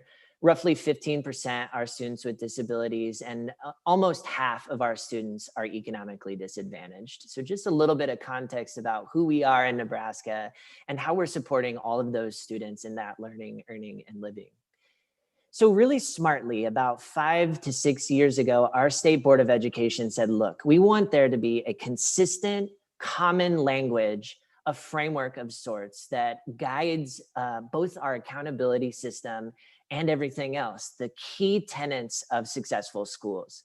And so our state board put a lot of thought into AQuest and what it means to lead and support that work. So you'll see kind of our rough outline of leadership and success and access, and then this idea of teaching, learning, and serving, with students truly found in the middle. We believe and we know that if we do these things right and turn those dials on some of these that we might be lacking on a little bit, that we'll see the student outcomes and lifetime outcomes that we want. And the research backs that as well. And so to just kind of further this idea of coherence and alignment, our state board took it to the next step. So really thinking not only about accountability, but also accreditation, and putting a stake in the ground that accreditation means continuous improvement. And not only those two things are true, but that AQuest and these tenets and the domains should really guide and lead that work. So it's maybe a little bit confusing because as we talk about our work here, we're really focused, yes, on the accountability, but also more broadly on that support and the supports that are differentiated for our schools. I'm not going to spend a ton of time digging in further, just like DC, Nebraska follows the guidelines and the regulations from the Every Student Succeeds Act, as well as our own kind of policies and procedures in building our accountability system, focusing in on chronic absenteeism as well as many other indicators. What I do want to focus in on, because it's going to tee up my colleague, Dr. Vargas, is kind of this differentiation. So as part of the ESSA law, schools or districts are identified or designated for comprehensive support and improvement, as well as targeted support and improvement and additional targeted support and improvement, which is really focused on students that have been historically marginalized and are consistently low performing. In our state as well, we have kind of an even more intensive set of schools that we support. It's our most intensive support, which is our priority schools. And again, Shirley's going to speak to how we then kind of shift our focus and attention around to that. I did want to share, as we talk about TSI and ATSI and those student groups, that again, this conversation was happening and was important before COVID-19. And we know specifically that while we've all been in the same storm, we haven't been in the same boat with the impact of this virus and pandemic on our students. So really keying in on our student groups, and you can see we have a statewide distribution of the areas we need to collectively commit to this. The last slide from me, as I see I have 12 seconds left, is our Nebraska Education Profile, which is our one-stop shop for education data, really elevating the need to be data-informed and data-driven in this work. And so I'm excited to then say, here's what our accountability system looks like. Now let's talk about the supports, and I'll turn it to Shirley to do that. Thanks for that thorough, somewhat explanation in the time that we have. Yes, I then get to not only help schools do the sense making around what that data means for their specific context, but then also the types of supports we provide at the state level and then regionally through our educational service units or intermediary agencies. And it first started with being clear about what our beliefs are around school improvement. So I always ground the work that we do with these 4 statements around ensuring that we take an asset-based approach and value what's happening in schools already for those things that are really making a mark on improving student academic and life outcomes. The second is around ensuring that every school can improve regardless of how you're identified. The third and most important for me is that demography is not destiny, right? There's no one single indicator that should predetermine a student's life or academic outcome, and we have to be clear and intentional about that. And then lastly, it's about equity. The way I may spend more of my time with a subset of schools because that's required of me, whereas in some other schools, they may see me less often, and that's okay, right? Because I want to make sure that those supports are spread as appropriate as possible. The second piece then is discerning the difference, like you heard my colleague mention around accreditation, and how important continuous improvement is. And what's even more important is the fact that some of our schools are probably practicing some really unhealthy habits related to school culture, leadership development, instructional learning, as well as the way in which they're developing their teachers. So we wanted to be clear about school improvement being something that's temporary. You don't live there. It's designed to be there for a little bit of time, potentially. And we're going to be really intentional around where we're going to focus our energy. So to help us with that, we ended up following something similar to our Nebraska multi-tiered systems of support and really try to think through what's our tiered approach to school improvement. And we wanted to make sure that those schools that were identified through our accountability system, that they received the support that they needed and that it was differentiated and intensified as appropriate. So I'm just going to quickly break down what each level means, and it's going to be reminiscent to what we heard from our colleague, Dr. Johnston from Massachusetts. So for all schools, we really made a big effort around high quality instruction materials as well, and appreciate that our other colleagues from Louisiana are here as well. And you know, we also saw that during the pandemic, schools that had already implemented high quality instructional materials were able to pivot much more easily and were prepared to, you know, use the appropriate supports because they had quality materials that were already able to make those adjustments. So that we saw that was a really a great thing for us. For our next level here, we see that for our targeted and additional targeted support schools, we ended up actually working really closely with our Region 11 Comprehensive Center. So our national TAs that are federally funded to be able to then create something that was responsive to our schools and districts. So we created a professional learning community where on our site, we have a variety of, over like 9-10 hours of professional learning where we're digging into data and making sure we're taking an equity-centered approach to how we're making sense of the data that we have. And then the third, we have our comprehensive support and improvement schools. And while this example is a needs assessment, I want to shout out quickly the CCSSO Restart Grant. Through our teaching, learning, and assessment and our academic officer, we were able to identify the essential content for each grade and each content area and provide specific professional learning for teachers and leaders in math and literacy this past year, so that they're making those adjustments for this year and for the summer and for the upcoming school year. And lastly, our priority schools are the ones I work with the most. I see them at least twice a month, if not more.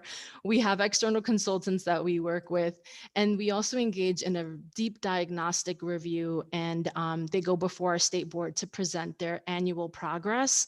And then the state board is then, based on the recommendation of the commissioner, deciding whether or not they need more intervention or if they're able to be removed from that status. So we're trying to take this tiered approach so that even our agency is aware of the ways in which they can differentiate their supports to schools, whether it's through CTE, whether it's through federal program, technical assistance, et cetera. So we are really grateful to be here with you all today, and I'll turn it back over to Board Chair Parker. Thank you. Thank you. So much good information. We are now going to turn to our friends in Louisiana. And Dr. Tamol, I'm going to go to you.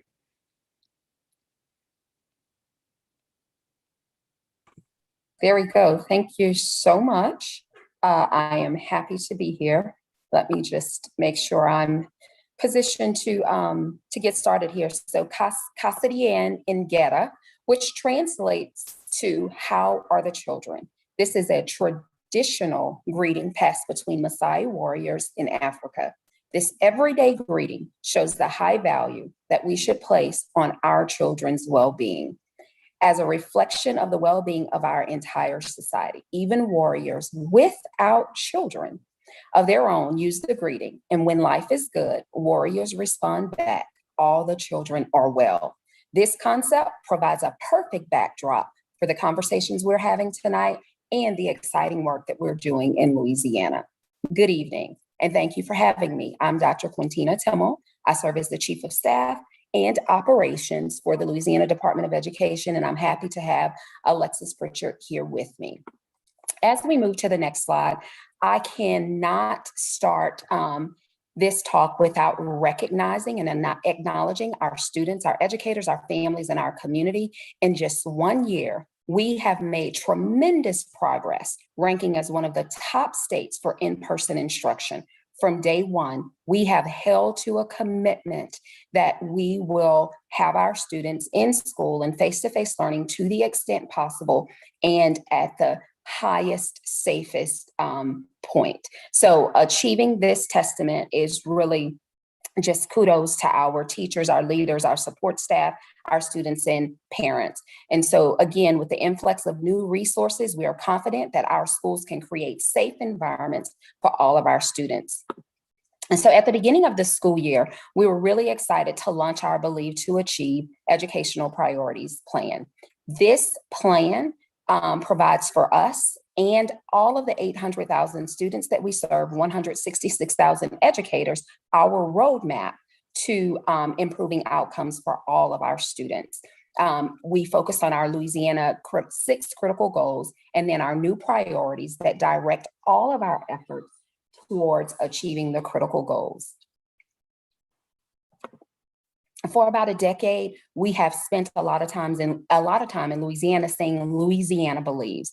With this administration, we wanted to define our belief statements. They are not listed in any particular order other than acknowledging and starting with children are our highest priority.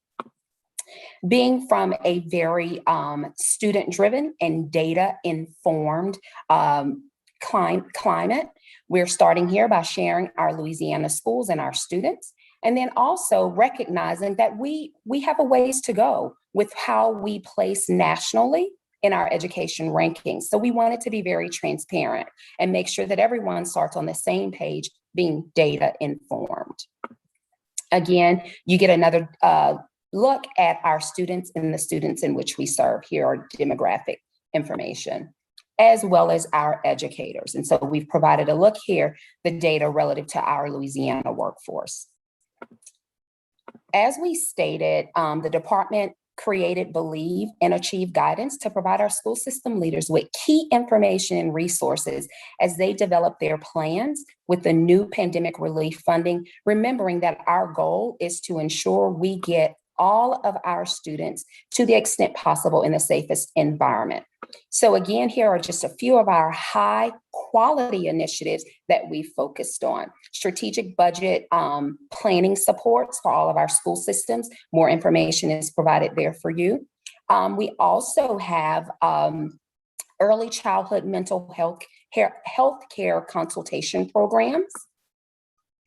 In addition, a continuous learning task force to make sure that we are responsive, agile, and flexible to the needs of our students.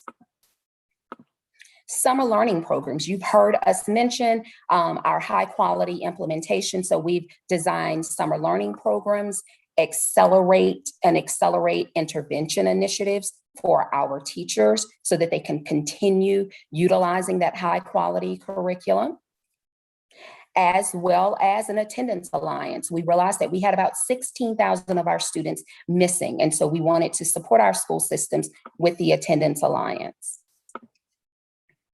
And then we've also added educator mental health and well-being supports. That was one of the things our teachers and our community said they needed. In order for our students to be well, our adults needed to be well as also. And then lastly, we've been able to highlight all of the work that we're doing by exhibiting models of excellence where we have school systems and schools doing this work well. So again, wanted to just give you a very highlight brief of what we're doing, and then you will have access to the slide if you have more questions or links. And I'll stop there. Thank you. Thank you. Members, we will have 5-minute rounds, which will include your question and the response. And I will go by the order of the hands that I'm seeing. And first up is Representative O'Leary. Good afternoon to all of you. Thank you so much for this great information. I have one question for all of you. How has being in a pandemic era changed the way you see post-pandemic education? And I would like to know what changes will occur in your systems.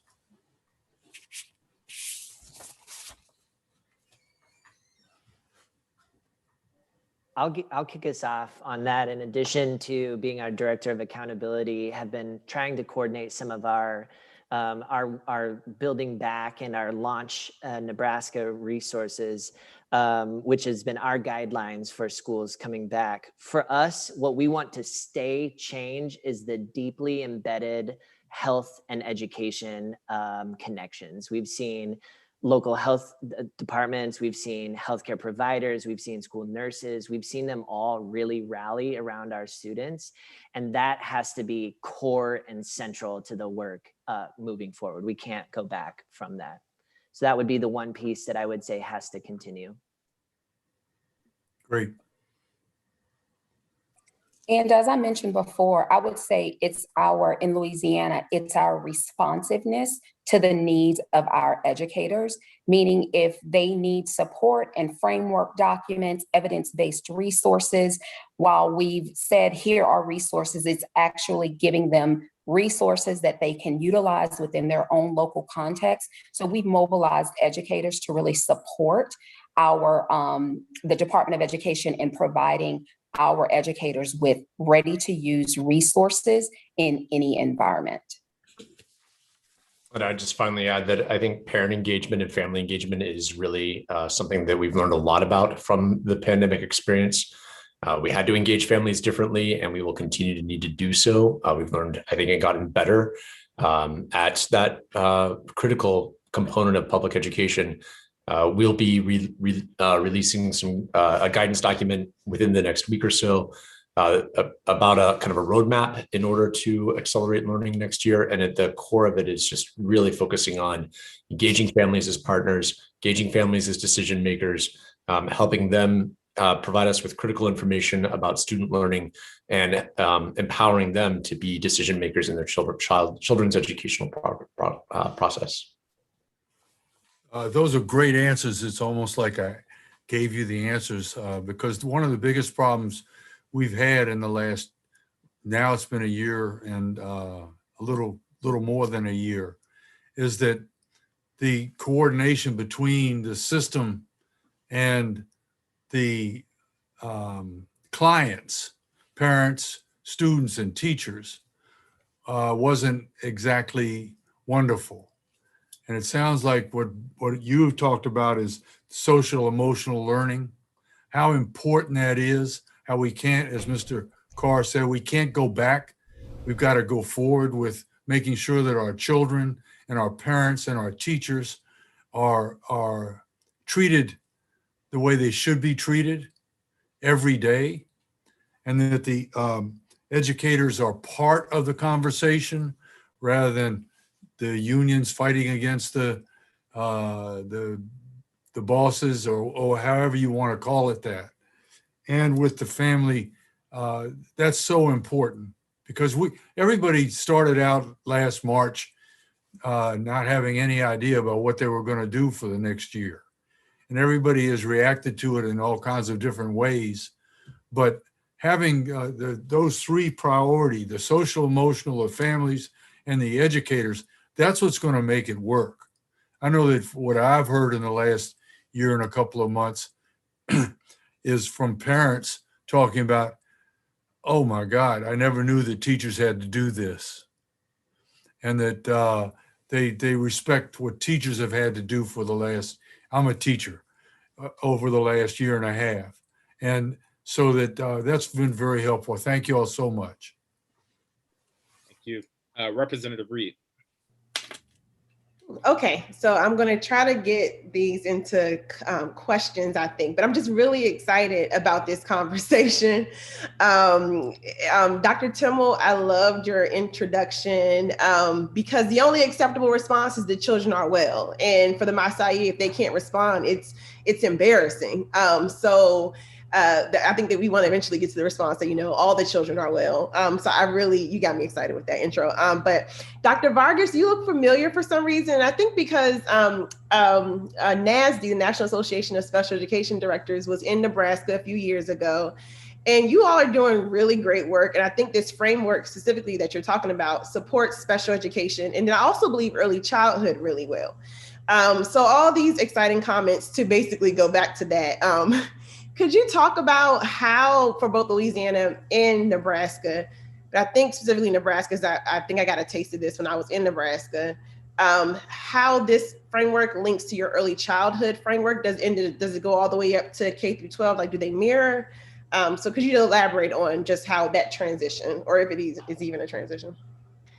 Absolutely. Thank you for the question. I'll say that the Nebraska multi-tiered system of support is designed to be theoretically birthed through like into college, right? It's designed for school systems to be able to look at their data and have a problem-solving approach to say, you know, where are students coming from, right? What are the skills that they need to be successful? What are the interventions that we need to provide, depending on the supports or the needs that they have?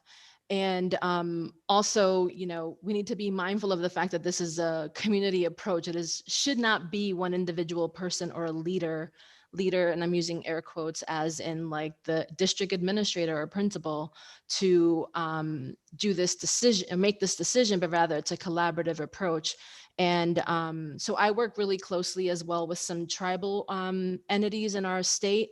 And I work closely with the Santee Sioux Nation, and they have some early childhood programs right on their reservation. And we work really closely and strengthen that partnership between the childcare providers and the school to ensure that those transitions are appropriate and are ready. So our kids are coming in ready and having an experience of what it likes to be a part of a community school. So that's one of the pieces. And really quickly, I'm sorry. Do you use the same tiers for your early childhood programs as you would the K through 12? So the same label? So I can definitely provide some follow-up information. I know that our early childhood program, we use Step Up to Quality as a framework for ensuring that the early childhood programs are providing an adequate and safe and appropriate education. So I can follow up with that. Cool. I like that you mentioned data components of, I'm just excited. I can't get myself together. I like that you mentioned components of data, because that was something that you said you're able to follow like longitudinal data for students like through college or, you know, career or whatnot. And that's, I think, something that this board can possibly take into our data conversations that we are having around, you know, auditor reports. You all know what I'm talking about. But last piece, I noticed in the statement that you submitted that your Department of Education is comprised of the Board of Education and the Commissioner, and which I'm guessing might be our equivalent of a superintendent. I'm not sure. But I was curious, like, what that relationship is like. You know, I like that they're all in one, but I'm just curious, like, if the board is an elected body versus a commissioner who's probably appointed. Yeah, it's funny, you know, a lot of different states have different ways of appointing their state representative for the Department of Education. So Nebraska is, the Department of Education is written into our Constitution.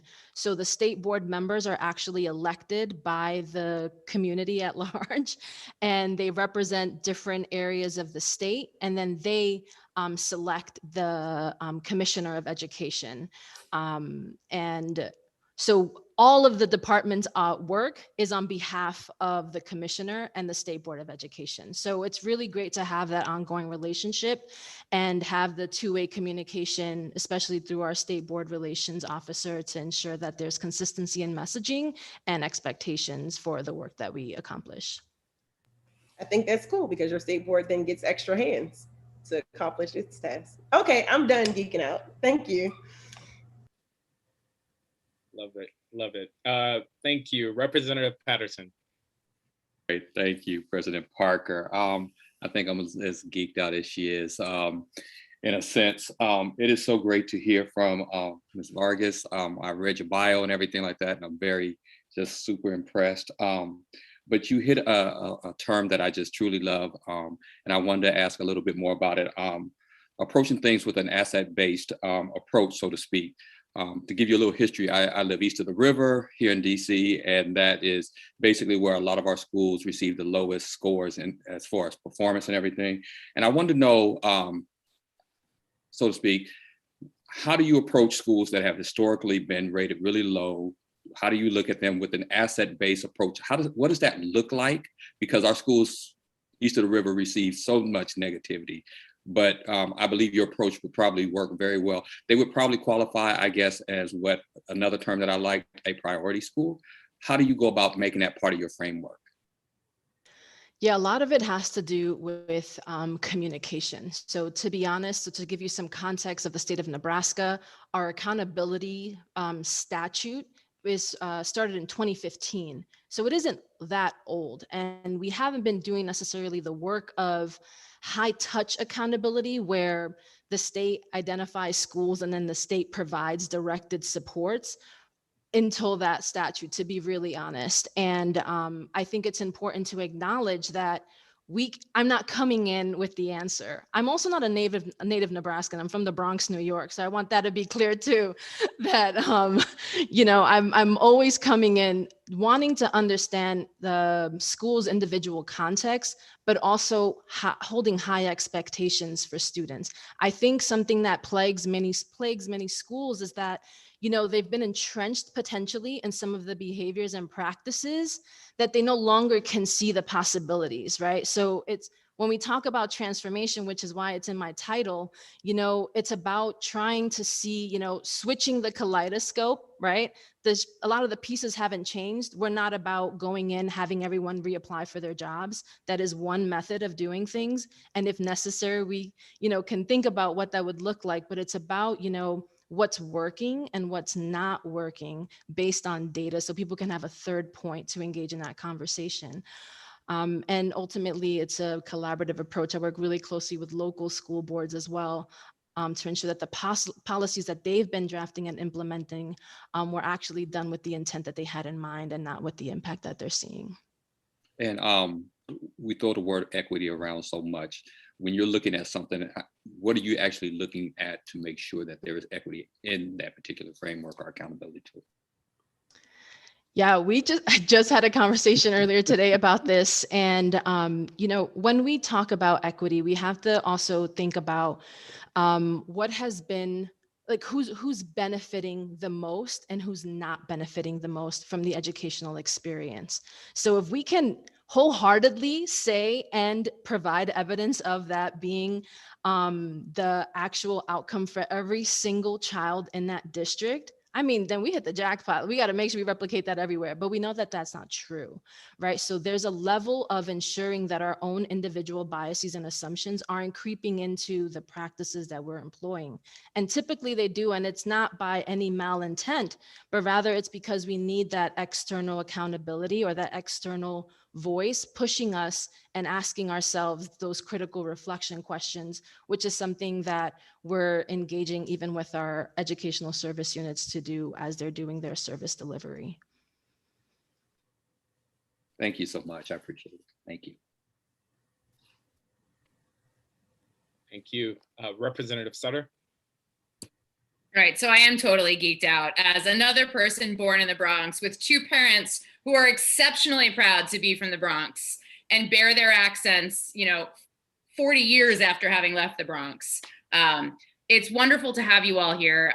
Our staff was kind enough to send us your bios, so I knew that about you, Dr. Vargas, and I knew that about you, Dr. Johnston, that you did JVC, also did 2 full years of service after Jesuit education, so ruined for life is a good thing.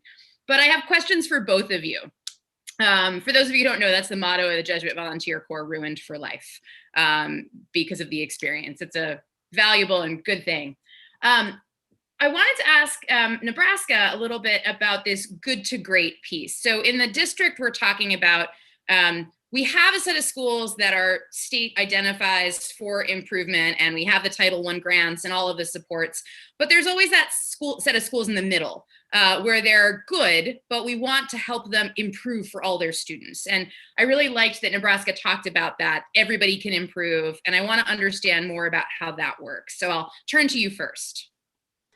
No problem. And I'll definitely make sure Lane jumps in if he has anything to add as well. But really quickly, what I'll start with is, again, back to the context around like accountability and how being able to identify schools along the spectrum from excellent to needs improvement was the first start to ensuring, like, first, we're all in this together and let's identify where we are in relation to the outcomes of our specific students. The second is, and relatively new, is around the designations of targeted and additional targeted support for improvement, where we were seeing that schools that may have been identified as good or even great had specific student groups that were underperforming, possibly because they were underserved or underestimated in their capabilities for whatever reason. And we wanted to make sure that when that communication came out, that we were going to be able to provide our schools with some supports that would be district led. So we created some modules around like leading for equity in our schools that start from the very beginning of like the way in which we engage in the world affects the way in which we engage with the data that we're looking at. The data represent kids, and kids should be at the core of what, are the service or the people who were serving, at the core. So we wanted to make sure that that was all critical and front and center. And then ultimately that it's, again, right, a collaborative approach. So if I have high expectations for everyone, I need people in my office to have high expectations for everyone. I need people in the department to have high expectations. I need the regional service units to have high expectations. I mean, it has to be something that is co-constructed as well as co-owned. And we're not there yet, all right? It doesn't, let me be real.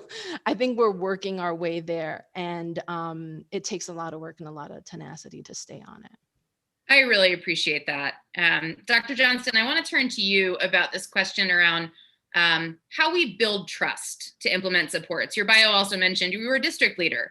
So you've seen it from both sides of the fence, being the district leader in a district that might have needed support and now being on the state side. So how do you approach that notion of building that trust?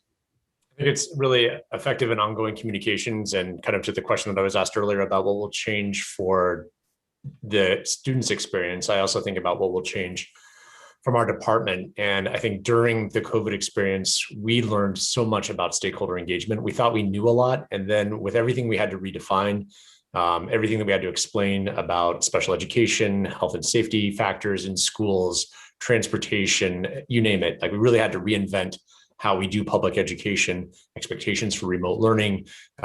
We really extensively went to stakeholders before we put out any guidance. And so getting that input on the front end, I think really helps to build trust, and also just taking the attitude and belief. I think it's an asset mindset to bring to this as well about, we want statewide implementation of critical key initiatives, but we need district-wide customization.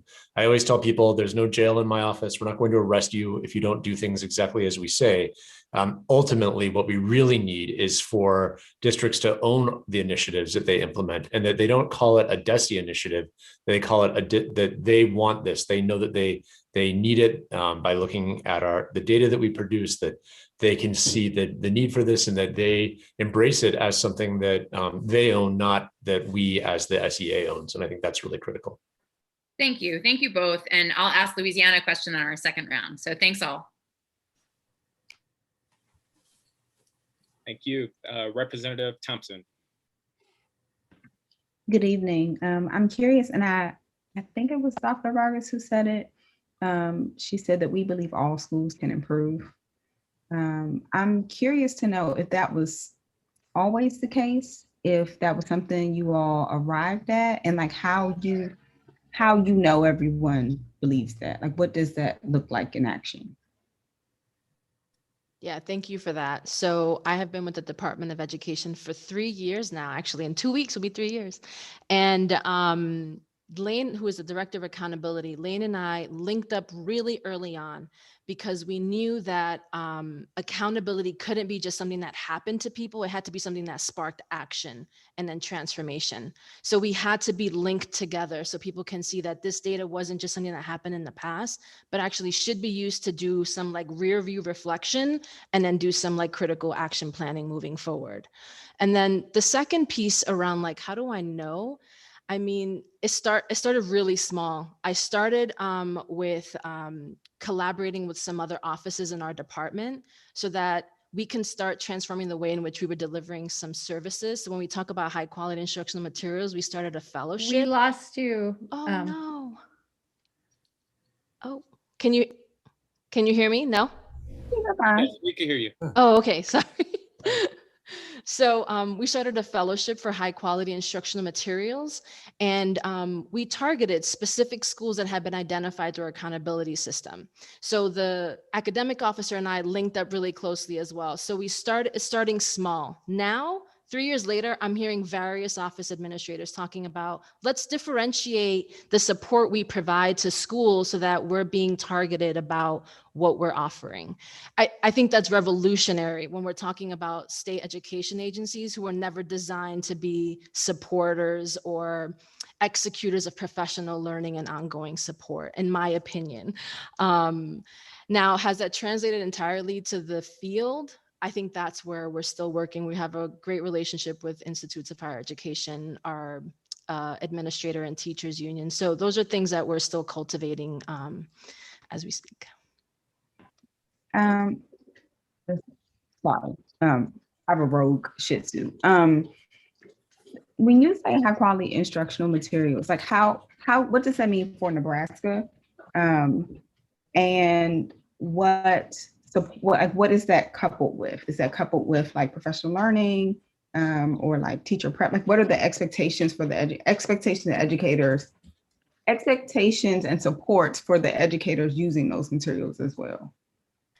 Yeah, we rely heavily on Ed Report's work, and thank you, Lane, for putting the Any Materials Matter page. So we also needed to make sure that we supported schools and districts in understanding what's curriculum, what's instructional materials, what does it mean to, have a variety of different resources? Because when we did our own, the other piece to add on to this is understanding what our data currently is. So we had to understand what people were using, and we saw that, there was a lot of variability around those materials. And therefore that variability can also be linked to the outcomes that we were seeing with many of our student groups across the state. So we were able to then give that data back to districts and say, here's where we are as a state, and here's where we want to be to make sure that we're able to provide at the very least high quality materials, high quality materials in front of students. We want to make sure that that was the first place. The piece around support was also just creating this platform. We even have an open education resource like an OER Commons hub where open up resources are together in one place. And we have teachers who are preparing lesson plans, and then they're vetted and then they're placed on that hub. And then that other component I talked about support was with that fellowship where we did with Teaching Lab, and we were able to get really specific on the selection, the identification piece, and then the implementation, where we saw that people were like, all right, we bought this high quality material, and then it sat on a pallet for a year. And I was like, that's not helpful. Just because you bought it doesn't mean you're transforming anything, right? So we saw that implementation was the piece that we needed to get really tight on. And we enlisted some service unit staff developers to partner with us so that we're having that reciprocal conversation around what it means to support the implementation on the ground over a period of time. Awesome. That's my time. And the dog isn't going to let me get another question in. So I appreciate it. Representative Wattenberg. Hi, everybody. Can you hear me? Okay, I'm also having tech difficulties, so if I disappear or whatever, just somebody let me know. I've also been in and out, so I sort of know what's going on here. When I came in, somebody was talking, and I think it was Dr. Johnston from Massachusetts, but I'm not sure, who talked about something about the curriculum rating and then a materials approach. And then just now, Ms. Vargas was talking about ed reports and materials. And so let me start with Massachusetts and ask you, how you use the curriculum rating, if I understood that right, to determine what kind of materials you're going to put forward there. And for both groups, how do you make a distinction between curriculum and materials? And do you recommend or insist on curriculum or backup materials? How do you do that? So it's actually, I also hope that Louisiana will get to weigh in here because again, I think they've really set the bar for this and we've all been learning from Louisiana over the years, to tell you the truth. But what we've done is we have set up a rating system within our state because we feel like Ed Reports is really, it's an outstanding resource. And, if we see someone's using something that is highly rated on Ed Reports, we're pleased. We're not criticizing what they would be doing if they're using what's in Ed Reports, but we have our own curriculum in Massachusetts, and we want to make sure that we are, our curriculum frameworks and our standards. And so we want to make sure that the instructional materials that we're recommending really, to fit well with our standards and really reinforce the key messages that are in our state standards. And so that's why we felt like we needed to do something in state on our own, and then really provide the support around that, including, what data can we provide, like the heat maps that we have, but also the professional development. And we've really tried to align it as best we can also with our assistance teams so that we're really just staying on message around, if you are using, funding to improve schools, that a critical element of that is what are the materials that we're actually putting in front of students. I do a lot of school walkthroughs. And it does worry me when I walk into a classroom and I see a material that is from Teachers Pay Teachers and, really isn't getting at that kind of rigorous, really affirming educational experience that we want for students, as opposed to something that's very rote and very boring. And so I think it's important that the state has done what we've done to say, here are the curriculum materials that are well aligned to our frameworks. But like Dr. Vargas mentioned, doesn't mean the curriculum is actually being taught. And that's where our monitoring really has to follow up closely on that to make sure that, particularly in the schools that are identified for state support, where we're doing monitoring, we're really looking at what's the curriculum as planned and what's the curriculum as taught. Dr. Vargas, and I apologize to Louisiana. That must have been when my tech went down, but I'll start with Dr. Vargas. And the one thing I'll quickly add is our state is a really local control state. So every district and you saw our largest district has 60,000 kids and our smallest has 60 and has a graduating class potentially of 3 to 4 every year, right? So that's just the reality of our state.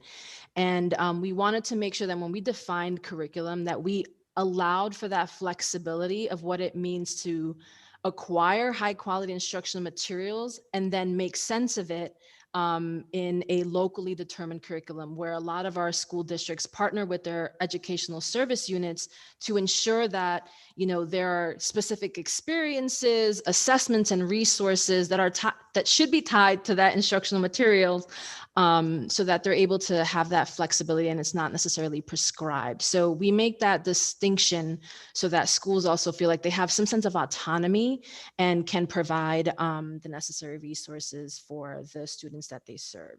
Just wanted to quickly add that. so just to understand, so you're offering materials and they're taking or leaving it. Is that? So we offer the Materials Matter webpage that Lane put up there, which is basically a subset of what Ed Reports provides. And now that we have really great data about what our districts are using across the state, we then provide that as almost like a little bit of peer pressure to say, look, many of us are using high quality materials and some of you are using things that are red. No matter how great you think your kids are doing, are we really doing them a great service by providing them something that's low quality, potentially even be detrimental to their identity and who they are as students? I'd like to go to Louisiana, but I'm thinking my time might be up. So I'll let someone. Yes, your time is up, unfortunately. Representative Chang.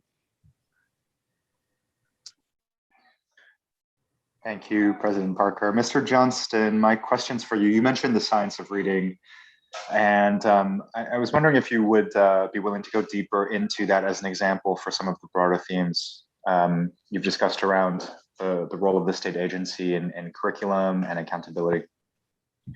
Thank you. Absolutely. So, in our state, we had never before sort of put a stake in the ground about the critical components of early literacy, and particularly the 5 really important dimensions of early literacy that we need to see in place.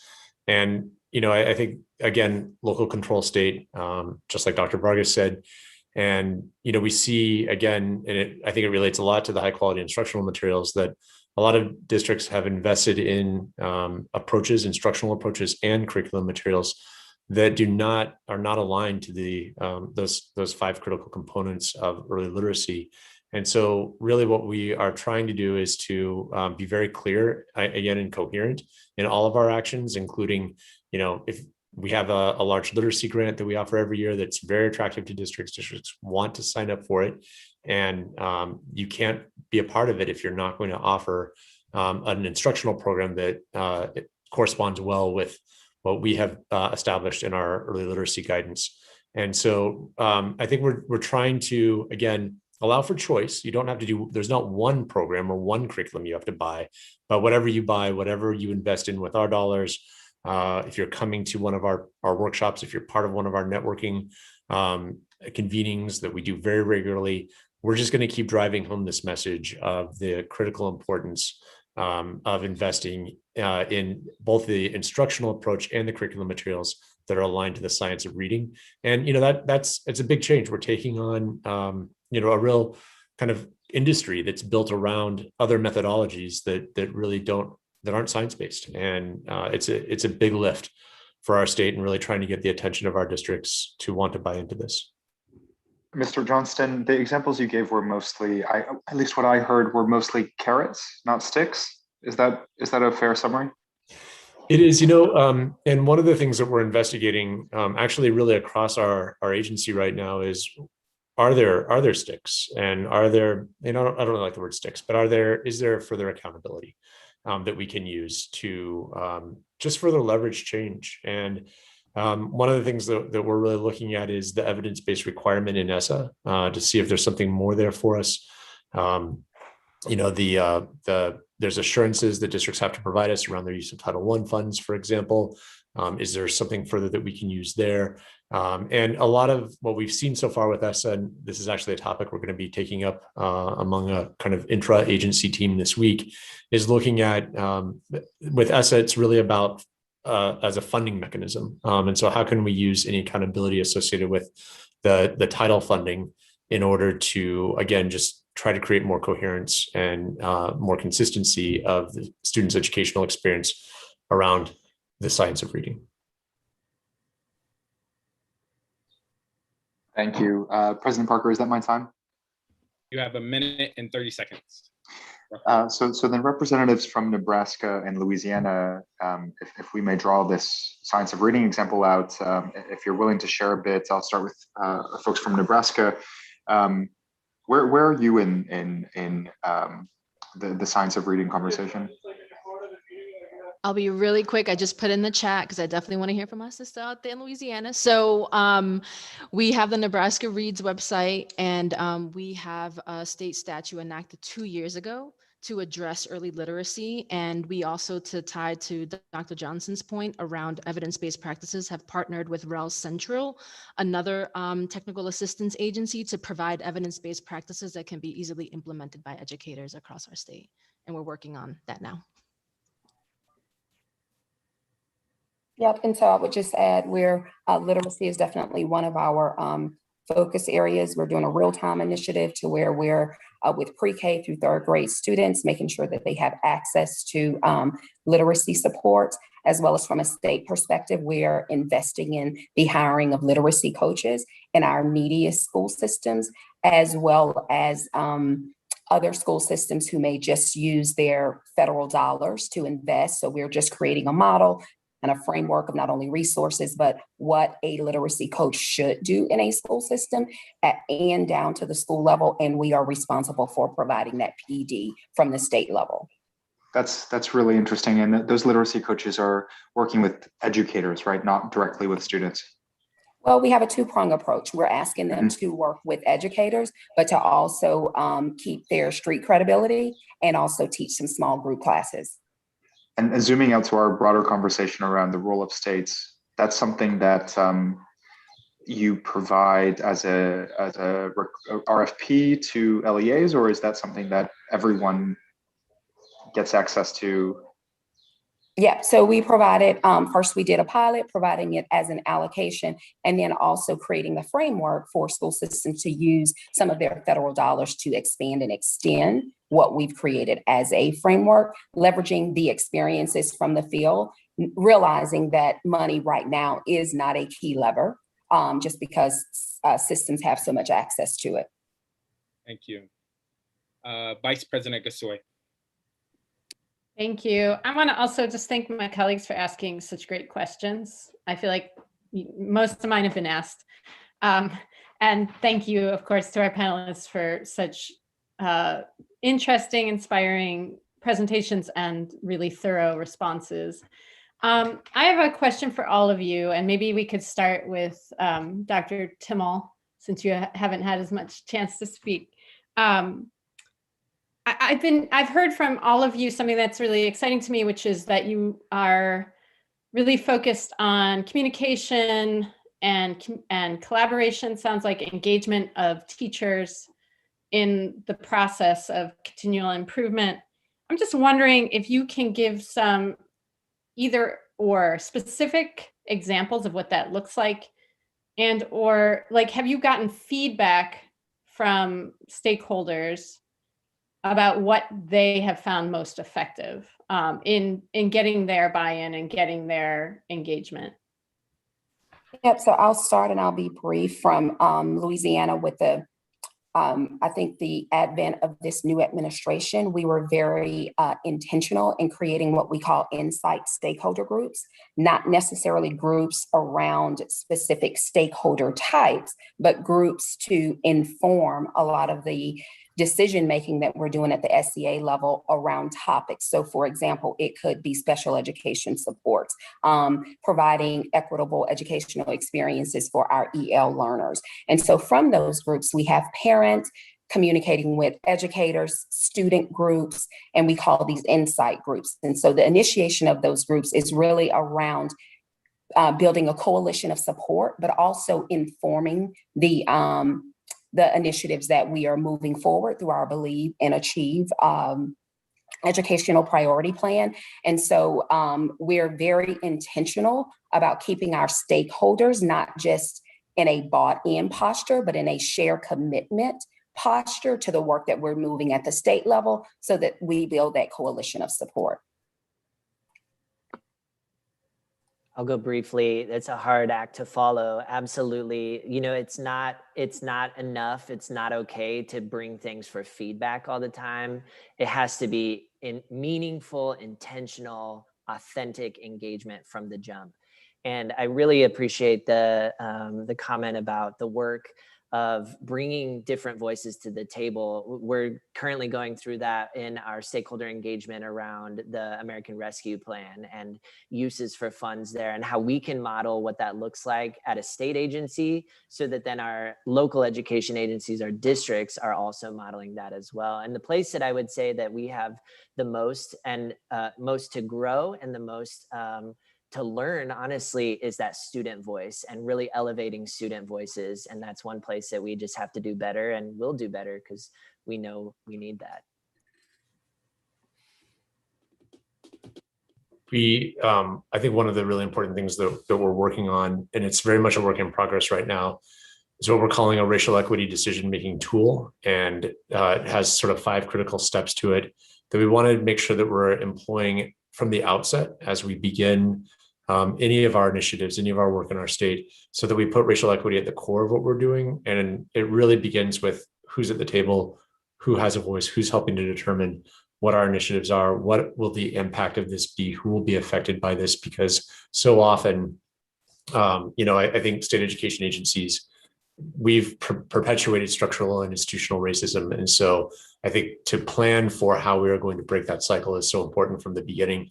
Again, we're early stages with this, but it's, I think it's really forcing us to make sure, in a good way, to make sure that we are very cognizant of how we are designing our work and what the impact of it will be. Thank you all. And with my remaining time, I guess I'm just curious if, I guess this goes back to my colleague, Representative Patterson's comment about how you all seem to take an asset-based approach, which I also really appreciate. I'm just wondering if closing schools is part of your accountability system in any one of your states. And anybody can respond. So I oversee accountability for our state as well. And I'll just say quickly that that has not been our pattern. Schools that have closed have been at the choice of the district.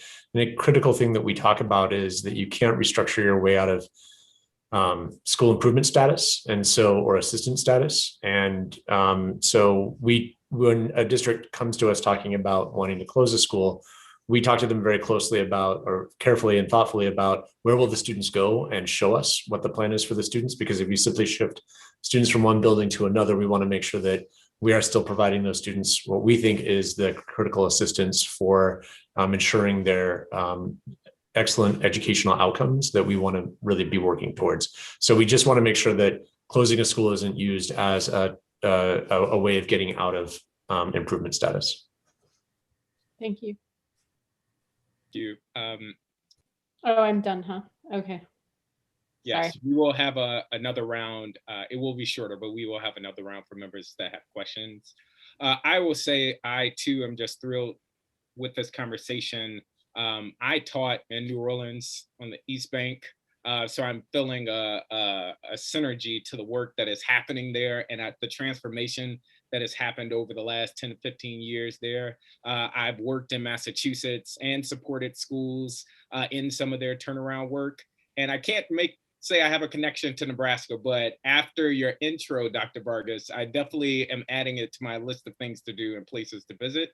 I'm gonna start with you, Dr. Tamol. Can you just speak at a high level around the technical evolution of your instructional resources that live on your Louisiana Believe site? And I would just say, as many know, hundreds of thousands of teachers' instruction is impacted by those resources daily. And it is really a gold standard for the work that the state or states are doing. Can you speak about the technical work there, but also the adaptive coaching and support that the Department of Education is providing to schools and educators? Yeah, so of course, the very technical work started with us rating curriculum. And so deciding what instructional materials were actually in our school systems. And then once realizing what they were, having teachers, again, teachers' voice, be a very integral part of rating that curriculum. So having a rubric, looking for various components and criteria, and then rating those. And then once we had what we would call our tiered curriculum resource, made it public, incentivized school systems to utilize that through our ESSER dollars. So if you were a CIR or a critically intervention school, in order to move through that status, you had to use this curriculum. Again, schools still had autonomy because it was multiple selections for all of our core content subjects. And so aligned with those resources, we then had professional development supports that school systems could leverage, as well as training content leaders, people on the ground receiving professional development in the use of this high quality curriculum. So again, it was this continuum approach. And so what we're seeing now, which led to us being able to do some of the summer learning and accelerated reading opportunities, is that we have a large amount of our systems using this high quality curriculum. And then as a state, we could go in and provide support to our educators, again, our teachers writing those intervention lesson plans, summer learning experiences for our students utilizing their tier 1 curriculum. So where we are now along this continuum is continue to provide not only the initial training, but making sure our systems are in a place to where they can provide what we call the integrity of the teaching, not the fidelity, but the integrity. You teach your students, you don't teach curriculum. So where's that discretionary space that teachers can utilize as they continue to implement the high quality curriculum? Yes, love it, love it, love it. For the sake of time, Dr. Johnston, I believe Massachusetts is among the best that's doing it, especially in terms of district and school support with your comprehensive support model. You talked about building trust. And by doing that, by being very clear and precise in your communication, can you talk about the ways in which your comprehensive support model partners with schools? I have supported schools on the ground where I've seen school consultant standing next to district representatives, standing next to school leadership and staff. And just like, how does that ongoing support model work to improve schools? You know, we take the belief that, the way in which we approach the work is that we enter through the district to work with schools. So we as the SEA begin with the district leadership to then work directly with schools and really making sure that it's a partnership across the board. We would never start working with a school without having our district partners, our district leaders right there at the table. We want to make sure that if there are, you know, the way in which we identify schools for improvement and for assistance requires us to, you know, work more deeply within just certain schools in the district. But it's very much our hope that by having a partnership with district leadership, we can look for ways in which promising practices, effective practices can be shared across schools in the district. And so we have what we call our turnaround practices, our school improvement practices. And there are 4 of them. I won't go into them now, but we really try to make sure that our schools are aligned around those 4 practices, but then thinking about how do they translate to the district level as well. And so that we're always sort of bridging between the school and the district, again, for just coherence and clarity. Thank you. That is my time. Dr. Vargas, I'm going to come to you my second round. Members, we will now go to our second round. Please raise your hand if you have questions. It is totally fine if you do not. I'm going to start with Representative Thompson, and we will have 3-minute rounds for the second set of questions. Okay, I have one question for all the panelists. I'm curious what. I'm going to come back. He's really a moment. Wait, what happened? I think I missed. My dog is barking. Oh, Other dogs are got it. walking. He doesn't care about the timer. Got it. We'll go to Dr. Reid and then come back if that works, Representative Thompson. I was going to defer my time to whoever needed it. Does anyone need time? I'm happy to take it, but I will let others. I know Thompson wanted some time, but Kimba has spoken. Let's save it for her for now and see if she can do it. I think he got it together. Let's hope. I'm not the best dog mom, clearly. I have one question. I'm curious, like, what you all are doing to engage in your states around your engagement plans, since all states are required to do this, and it's a whole bunch of money, and it's not a lot of time, and it's a lot coming at you. So, one question to everybody: what you got? Yeah. So really quickly, we held phone calls, Zoom calls with various stakeholder groups, and said, what are the needs? We did needs assessments. We have, as I said, insight groups that are around topics, but also specific, our unions, our parents, teachers, and we just did a round of what are your needs? And as we continue to put our plans out, we're putting it on all of our social media outlets and asking for feedback. And so just we held focus groups, continually talking about lessons learned, and then how do we take those lessons learned and apply them to our plan currently. Super quick, very similar, 3 parts. One is similar roundtables, superintendents, principals, advocacy groups, civil rights groups, tribal consultation, and having meaningful, intentional, specific time with them. Second part is for those who aren't able to come to the roundtables that we've been hosting over the last couple of weeks. We will be posting a survey that asks very similar questions, but we're trying to get to a larger scale. And then the third piece is just like posting our plan, just like our districts have to, and allowing for feedback and input in that way as well. I would echo all of that. And I think the one thing that we really pushed ourselves on is also just to make sure that it's not the same familiar voices that we hear from all the time, particularly our organizations that are predominantly white dominated. And so how do we make sure that we are reaching parents of color, educators of color, administrators of color, charter leaders of color, in ways that we really felt like the conversation would be incomplete if we just said, okay, Superintendents Association in the state, which is a fine organization, but give us your executive board. We're going to hear certain voices, but not a really diverse and equitable set of voices. So we wanted to make sure we do more targeted outreach than maybe we have on similar ventures in the past. And Ebony, the one thing that I would add is that all of the information and the content I provided was born out of all of that stakeholder feedback. And so just to let you know, we implemented all the things that we heard.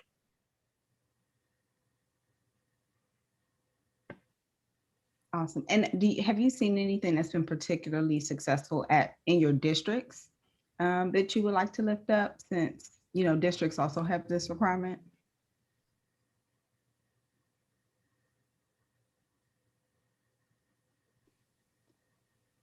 Anybody?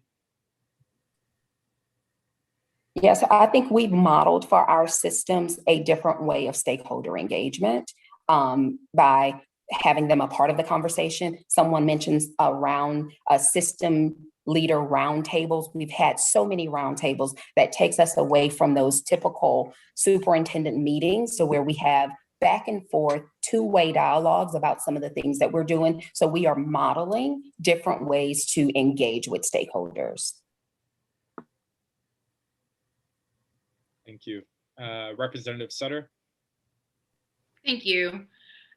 So I want to go back to some things I heard all of you say before and ask one question for everyone about accountability and the connection to school improvement. So our board has an assessment and accountability committee. We're currently looking at our existing accountability system with an interest in making recommendations to our SEA about how we'd like to see that system evolve. What is critical for you in your statewide accountability system to having the data and knowledge to provide the supports you provide to schools? Like, are there particular metrics or particular components of your accountability system that you think drive that support work that would be helpful for us to hear about as we consider any changes to ours? So I'll be quick, and the one thing that I'll add, we noticed that we had a gap in our accountability system. We measured early childhood performance. We didn't have anything in place for K2, and then we did 3 through high school. Right now, we are focusing on K2 and implementing an accountability process for them, really looking at observation, but then also screeners to really measure where they're starting and how they're progressing through the year. And so right now, a big target and focus of our work is K2, so that we have a comprehensive birth through high school accountability system. And growth is another big factor that we are trying to increase at that 3-8 component, because we are factoring that also in our K2 accountability proposal. Thank you. Just to offer a quick perspective from Nebraska, we've spent so much time over the past 5 years in the weeds and in the details and the indicators and the weighting that we've lost some of the value of what an accountability system is even meant to do. So we're taking this pause to really step back and say, what do we want an accountability system to signal? What's our theory of action and our core values, and what, to the point from Louisiana about, the growth, well, we need to take a step back and understand what we're trying to do here before we actually get into some of those details. That's going to make the details come so much easier once we get there. I love that. Thank you. And just quickly, what I'll say is a critical component to our accountability system is that we wanted to make sure that we weren't inadvertently lowering the ceiling. We want to make sure we're raising the floor. So you can look like you're improving, you can look like there's change when you're just making it kind of lower for everyone. And so we've really put into our accountability system a real focus on improvement for students who are in the lowest 20% for all schools. Every school has a lowest 20 percentile, doesn't matter where you are in the state. What we have put a tremendous amount of emphasis on in our criterion referenced component to our accountability system, which is really most of our accountability system, is, are you moving that lowest 20%? We feel like that's about raising the floor instead of lowering the ceiling. Great. Thank you so much. Love that. Representative Wattenberg. Thanks. First of all, I just want to say, I meant to say this in the last round. My dad was born in the Bronx, so There you go. You've come home, Dr. Vargas. So, okay. And actually, I'll start with you. When I first got on, I think you were talking about the deep diagnostics that you do at sort of the outset. And this really connects very much to what Dr. Sutter was saying, which is we are looking at our accountability system. We're looking at what kinds of things we can find out in order to provide the right help. So my question is, how do those diagnostics work? Like, what do you use? What do you find out? And can you be very specific? Like, what do you find out that school X needs? And then what do you provide them? And how do you find it out? Absolutely. So what we know is that accountability is usually offering us some potential like outputs or outcomes, not necessarily what went into, getting to those outcomes. So we actually take a really comprehensive look across the data that we have at our department. So the reality is that we're currently engaging in conversations with our data research and evaluation team to ensure that our data systems at our department are actually talking to one another. Because right now what we know is we have silos of information.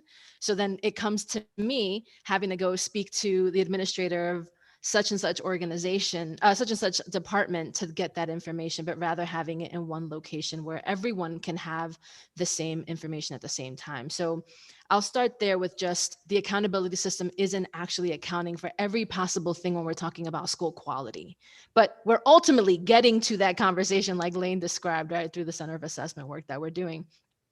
The other component then is actually going to school. So the reality is that for a lot of the work that we do, we're going to educational service units. There may be some touch points with districts and the actual schools, but actually taking a visit to the school and engaging in the conversation with the local school board, district leadership, students, family, community members. I mean, I speak to custodial staff when I'm in schools because they know everything too. So it's important to really get a sense of what's happening in the school and asking specific questions and then being able to code those responses and say, these are examples of positive school culture, or these are examples where school culture might be deteriorating. So we're going to make sure that when we do a root cause analysis and start talking about intervention strategies, that we don't lose that thread. And then the other piece then, and what it usually comes down to, is the instruction and what's happening between the teacher, the student, and the content they're engaging in, and how important it is to build teacher content knowledge. And then for some of our diverse students, such as students with disabilities, English learners, or students experiencing poverty, it's a lot around the pedagogical practices and ensuring that, are we seeing those high probability evidence-based approaches being implemented? And then we do an RFP process where we're able to have a set of contractors. My team is really small, it's 3. So it's gonna be really clear about that. So we wanna make sure that for those priority schools that we're engaging with, that we're able to select the best possible support with input from the school that's been identified. All right, thank you. I'm out of time, right? Because I have another. Unless Dr. Reid wants to give up hers. Dr. Reid, you're next. Sorry, I actually have a question now. Mr. Johnston, the 20%. So who is in that 20%, and like, what do the supports look like? And then how do you balance then high performing schools and then schools that may need improvements by taking everyone from the 20%? Yeah, so a couple of critical things. Our superintendents in the state said to us, we feel like we're successful with students who we have for several years, consecutively.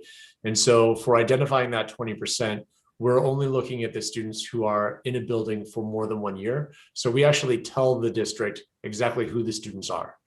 So we have, through our data system, we identify the students who've been in the school for at least 2 years and who are scoring in the lowest 20%. To say that, these are the students who we want to make sure that you are very attentive to. Not that, it's not the only way of identifying who needs support in a building, but it's a way of identifying who needs support. And to say that, they're not on a great, there's some warning signs here. They've been with you for a couple of years now, at least, and they're not achieving to their fullest potential right now. So what can we do to make sure that we really support those students? Then we actually take all schools and put them into there are 4 quartiles where we take high performing schools, and on, create a range.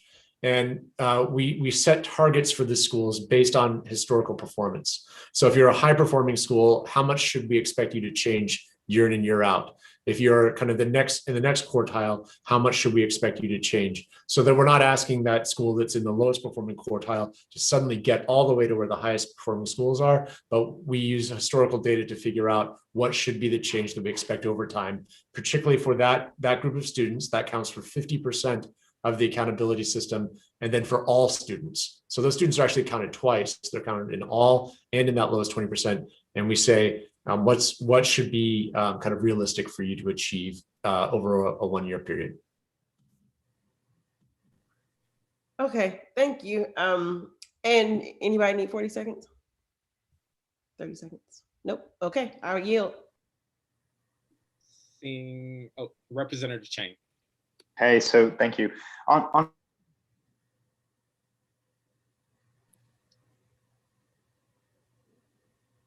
We can't hear you.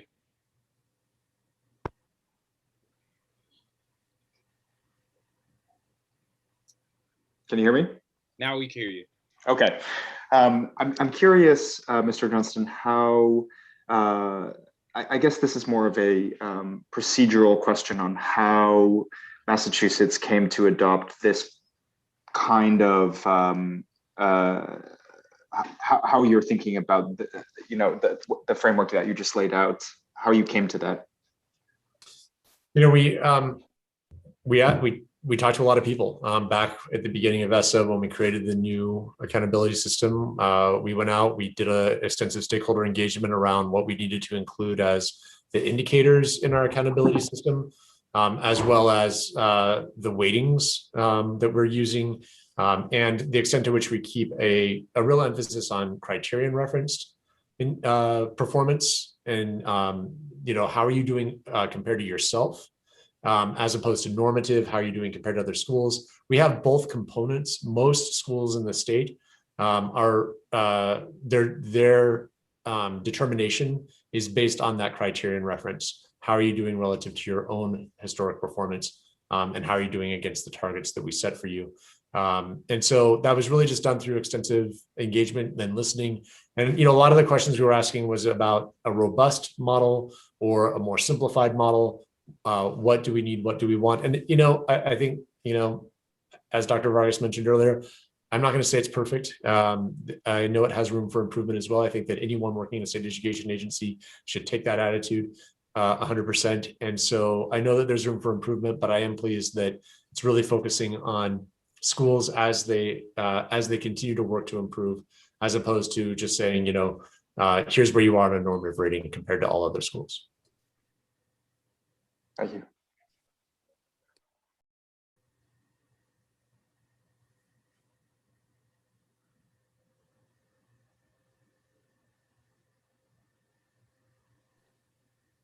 Vice President Gasoi, can you hear me? I can. I'm giving my time to Representative Wattenberg. Representative Wattenberg. Thank you. I'm going to ask a question both for myself and a second one for Representative Gasoi. I want to say I could go down, because I think we all could, down this road a long time about the diagnostics and the interventions, but I want to flip completely and talk about the staff, the teachers in particular. My first question is, I think it was Dr. Timmerly talked about the discretionary space that teachers could utilize. And I think this is a really important thing insofar as some of us are very interested in kind of the structure and the quality that you get from very particular materials. I mean, my experience, I'm very supportive of that, but I also have the experience of people really aren't into it and they don't have any space, it does not work. So I really want to hear about that space and how people use it and how you provide it. And then I have a second one. Well, I will say a lot of our initial work, of course, began with teachers getting professional development and also using that professional learning in common planning time. And within that common planning time, we had portions in the lesson identified, like this is where your teacher discretion is most applicable. And so we started there. And again, we moved from a place of teaching a lesson with fidelity versus integrity, and really defining that, making sure teachers had a concrete understanding of the standards and the aim of the lesson. And can you map back to every activity you're doing, every assessment you're doing, that it is actually measuring the standards. And so really starting from that place and really helping them identify points in that lesson where you need this piece, but you have discretionary space here. And so it really just came with development and learning opportunities, first collectively and then individually, and then preparing our school leaders to have those high quality observation feedback loop conversations with their teachers. Thank you. And I think this question is also to you and Representative Gasoi, tell me if that's not right, but I think you also raised something about teacher mental health. I wanted to just follow up on that, sort of what that looks like. So as I mentioned, we did some interviews initially just around how should we use stimulus funding. And even from our unions, they mentioned the mental wellness and health of our teachers. And so we set up a teletherapy opportunity for teachers. So at any point during the day, they can call. We were working with Ochsner, one of our large medical facilities here, and they can call and receive therapy. Each teacher has access to about 8 sessions that they can utilize at any time. It's anonymous, and we paid for it. We invested in it with actually our governor's dollars, so that teachers can have access to that. And then we also set up a model for systems to replicate that once we've gone through our first year of implementation. Thank you very much. Both of those things sound very interesting to me. So thank you very much. Nice. And I will close us out. I'm going to ask an open-ended question of each of you. Dr. Vargas, I'll start with you. And it's essentially coming out of this pandemic, how is your state agency shifting its orientation to school support? Essentially, like, what are the top 1 or 2 things that you all have to get right? And if you could just be as concrete as possible in a short period of time, that would be helpful. Did you see that deep breath I took? So looks like Zachary's frozen. Oh. So we have no idea. I can hear you. I can hear you. Okay. So I think first and foremost, there are 2 things. One is around I can't understate the academic component and how critical it is to ensure that our students, from as early as possible to when they leave our school doors in high school into college, are reading at or above grade level, can do and engage in mathematics in a way that isn't frightening or terrifying to them, have a positive relationship and a positive experience with school and their educational experience in general. So ensuring that the teacher, the student, and the content, all that is in sync. And we can do that by specific professional learning and ensuring that it's tied to, specific practices, as well as instructional materials that are identified as high quality. The second piece, and something that we have been talking about already this evening, is social emotional supports and mental health. I think that in my previous work, I've worked really closely in the community schools model, and that's something that we're attempting to do in this state. And we're starting small to make sure we get these things right and identify those essential practices to ensure that we're able to then scale those up across our state, and especially in many of our rural districts where for many it seems like supports are far and few in between. We want to make sure that we provide those wraparound services as appropriate. Love that. Dr. Tamo, I'll ask you the same thing. How are you shifting, or the state agency shifting its support, if at all, and what are the top things on your priority list? So for us on our priority list, early childhood education, really closing the gap in our K-2 accountability processes and literacy. We tease our superintendent because he says we are leveraging a reading revival. And so we are having a reading revival in our state and really investing our resources there. And again, for us, money is not a key lever, but it is the relationships and the experiences that we bring as state leaders to our LEAs. And so we're on the ground, on side of them, listening to what they're asking us to do and implementing. And then last, but certainly not least, Dr. Johnston, same question. I think one of our fears is that we don't want to go back to the way that things were. We're not so convinced that the way that things were was truly so great for kids. And so prior to the pandemic, we were beginning to launch an initiative focused on deeper learning with a real emphasis on mastery, identity, and creativity. And we intend to get back to it with just a renewed emphasis as we come out of the pandemic and want to create something new and more meaningful for our students. Thank you. That concludes our panel tonight.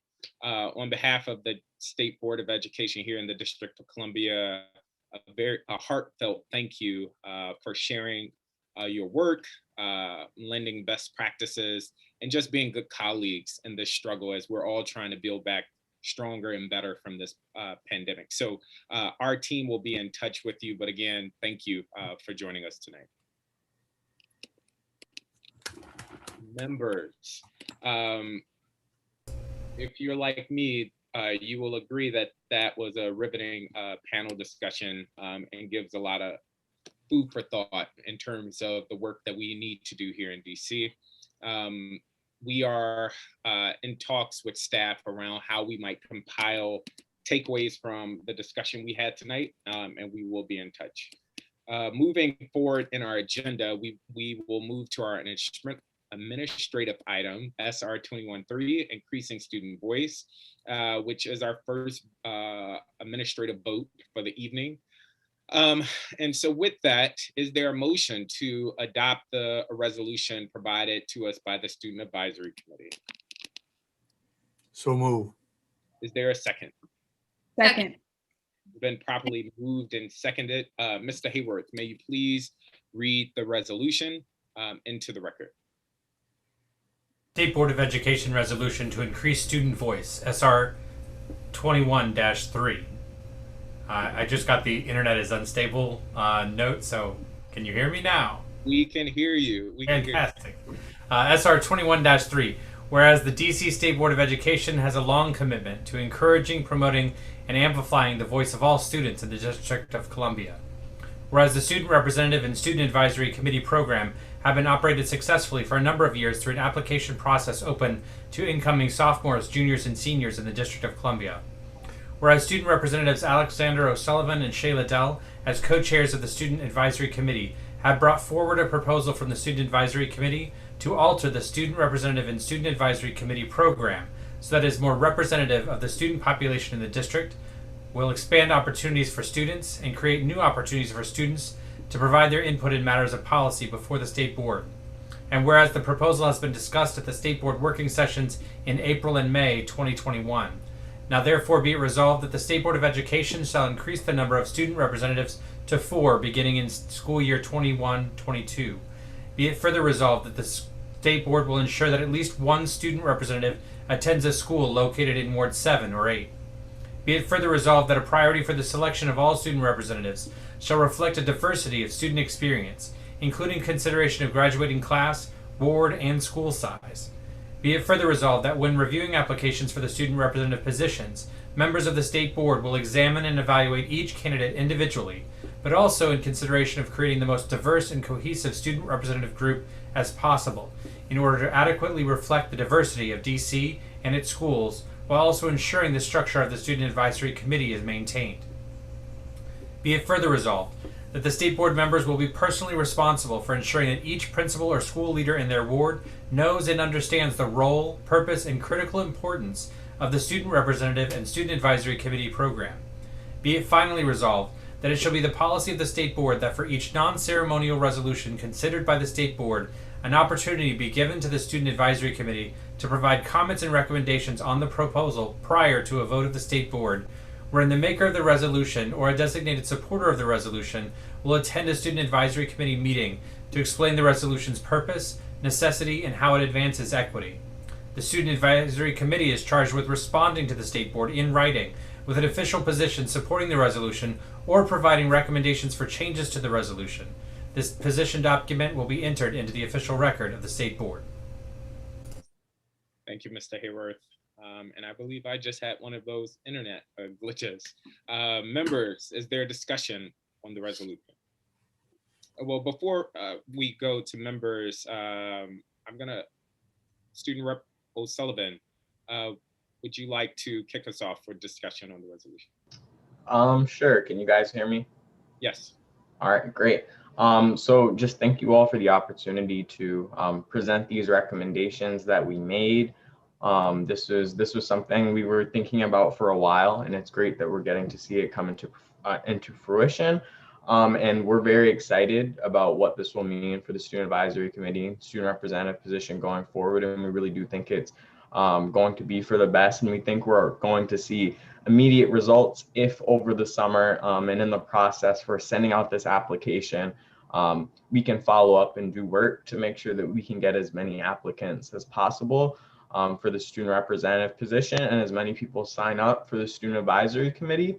And that's why we're really excited about these recommendations because we're hoping that there will be an increased value of what the student representative and student advisory committee position can bring. And we hope that all of you all can take it on as your responsibility to make sure they are integral parts of the board.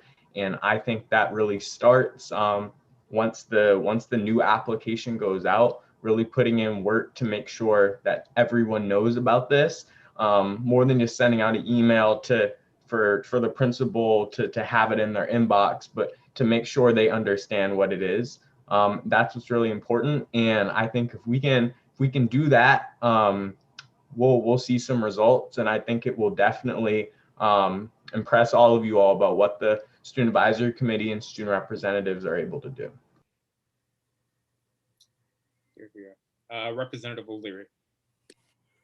Yes, I think I think it's a wonderful idea, and I want to just encourage all of the members of the board to make sure that you are hands-on with the distribution with your secondary schools in your ward, to give them into the principal's hands so that we can get them in the hands and back so that everything will be in place when school starts.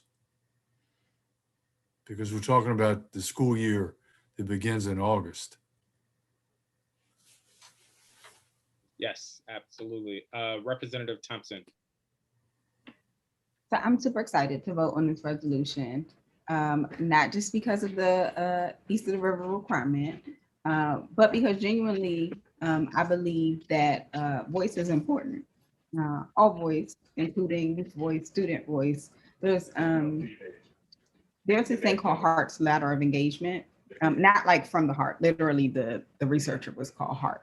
And it goes from like the bottom, which is like adult led, and we just tell the students to show up and for whatever reason, all the way up to like shared decision making. And I think this work that Alex and Shayla have led really move us in the right direction to that gold standard of shared decision making. I am over the moon to see the part included where like we actually have to, come to the meetings and get your feedback and respond to you. As an ANC, we called that great weight. It didn't mean that we had to agree, but it means that there's a sense of respect that we're on the record and that we have to seriously consider what you have to say. And so I'm thrilled to vote on this. I guess you can tell how I'm going to vote on this. And kudos to our student reps and our full student advisory committee for putting in the work to do this, because watching you all do it was a joy. Thank you. Representative Sutter. I just want to echo what Representative Thompson just said. I just want to convey my thanks to Alex and Shayla and the entire Student Advisory Committee. It is one of the great joys that we get as adult elected representatives of the board to sit in on any conversation that our students are leading. They always make me hopeful for the future of this city and of the country more generally, because they have such nuanced conversation about really complicated topics and come forth with great wisdom. So I am thrilled to vote yes on this resolution and to help continue to evolve the role and capacity of our student reps on the board. Representative Wattenberg. Hi, so I want to first thank Shayla and Alex for their participation and leadership in this. And especially I want to say something about Alex in particular, who's in his second year, just the level of leadership that you have provided to these conversations and the ideas that you've had about engaging people. It's been terrific. It's been terrific to watch. And I think we are definitely at the point where this can happen, and it makes a lot of sense. I also want to say that Representative Patterson and I had the privilege of attending the Student Advisory Committee last week, I guess, to talk about what was going on with the Accountability and Assessment Committee, and it was terrific. It was a great discussion, and it was very insightful and very revealing, and thank you for having us. We'll be back. Awesome. Representative Patterson. Yes, since my co-chair during our presentation referenced me, I just wanted to add that yes, we did. We attended the last SAC meeting, and it was truly amazing. I've always believed that those who are closest to being impacted by the policies that come out of these things have the best solutions. And listening to them, you truly get the nuances of how we should craft policies and how vital it is to have their voice at every level of policy making and decision making. So I'm very ecstatic to say that I'll be supporting this, and great work to both of our student members here on the board. So thank you. Thank you. Vice President Gasoi. Thank you. I'm just echoing what everyone else has said, and I want to thank Alex for just making sure that student voice has been very prominent the past 2 years, and that I just really appreciate how you are always thinking about ways to bring more students, more student voice in with your town halls and forums. And yeah, I am also excited to vote on this and to be more involved in general in this process of getting high quality student reps and more of them. So thank you.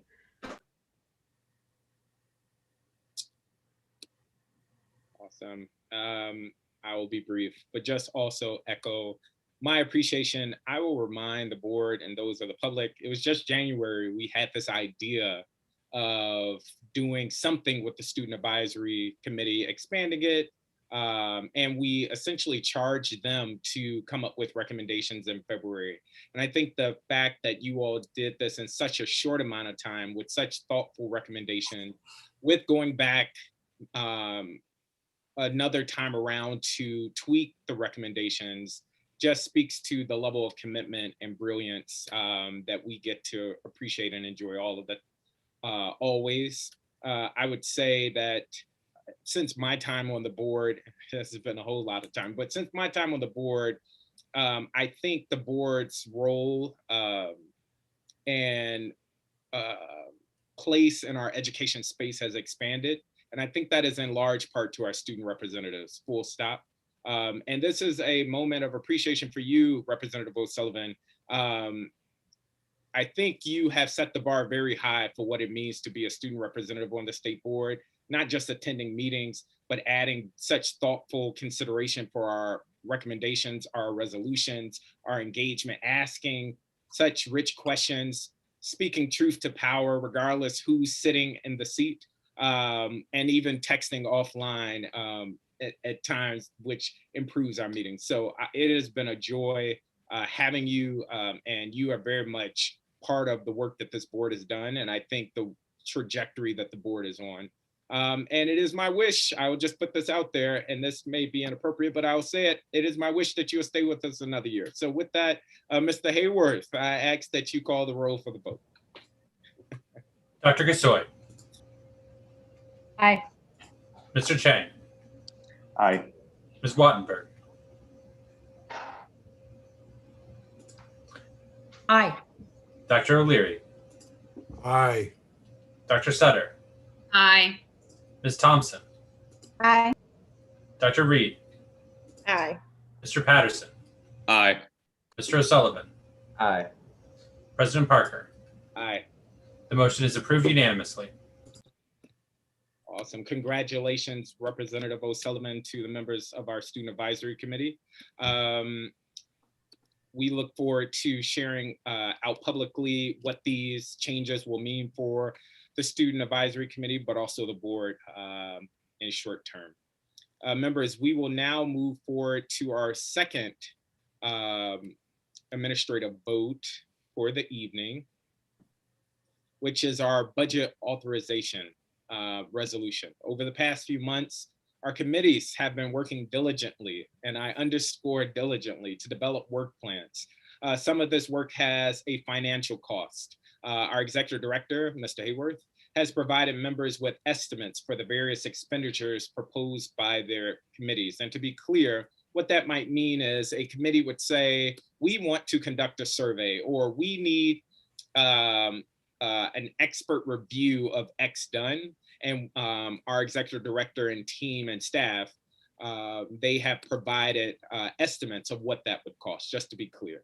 And I move that the committees be authorized to move forward with these expenditures with the following provisions. Expenditures must be under the low end estimates provided by the executive director. So just to make sure we're all on the same page. When those estimates were provided to committees, there were two sets of estimates, a high end estimate and a low end estimate, with the emphasis on the word estimate. To ensure that all committees are able to execute their work as was detailed in their work plans, leadership is moving that no committee's work exceed the lower end estimate that has been provided. So that will serve as a ceiling. And the reason for this is to ensure that all committees can execute their work and we don't create a scenario where it's the Hunger Games and it's a first come, first serve type scenario. Second, selection of a particular vendor shall be made by the executive director in consultation with the committee to the lowest cost bidder that meets all requirements of the proposal. This has been the standard for the state board, but we also just wanted to be clear on how this process would go. Third, expenditures higher than the lower end estimates must be brought back to the full state board and approved by a majority vote. So what does that mean? If what you proposed in your work plan was quoted at a certain price, and let's say the actual bid for that work comes out higher than that, whether that's 5,000, 10,000, what have you, the board would need to vote on whatever additional or excess that project would be. And then lastly, fourth, no committee expenditures may be undertaking that have not been discussed and approved by the state board. And so another way of saying that is what you've already put in your work plan as a committee is what has been approved. If there are new streams of work that committees want to propose, that too would need to come back to the board for a full vote. Whether or not that is associated with a cost or not, all additions to your work plans would need to come back. And so that is, in short, what we're voting on now. Is there a second? Well, let me ask it. Mr. Hayworth, can we entertain questions now, or do we do that after? The motion needs to be moved and seconded and then discussion. Got it. Is there a motion? So moved. Is there a second? Second. Awesome. Is there a discussion on the budget authorization process and or expectations that I just discussed? Representative Sutter. Thank you, President Parker. The budget pieces all make sense to me. I have one question about the work plan, and that is specific to the sort of level of detail. I'll use an example from the Education Standards Committee. We entered a few items as exploratory items. If we wanted to keep those items, but add additional work stream on them, would we need to come back to the full board for approval? Or would it simply be if we were adding a whole new topic? Would those additions come at a cost? Are you thinking? So I do understand, I'm explicit on what we have to do for the budget, but if I was listening, I heard you say anything getting added to the work plan, Yes. even those that do not incur a cost, Yes. would need approval. So we would have to look at that. But the reason for that, the short answer would be, I believe so, although we would have to look at it if you've already written it into your work plan. And the reason so is because of staff capacity. Yep. And we just need to make sure that things aren't added at the last minute, which throws other projects off. Totally agree. And I'm in favor of committees not going rogue. Just want to make sure that I'm prepared as a committee chair to know when to bring that to our colleagues on the board. Thank you. Yes.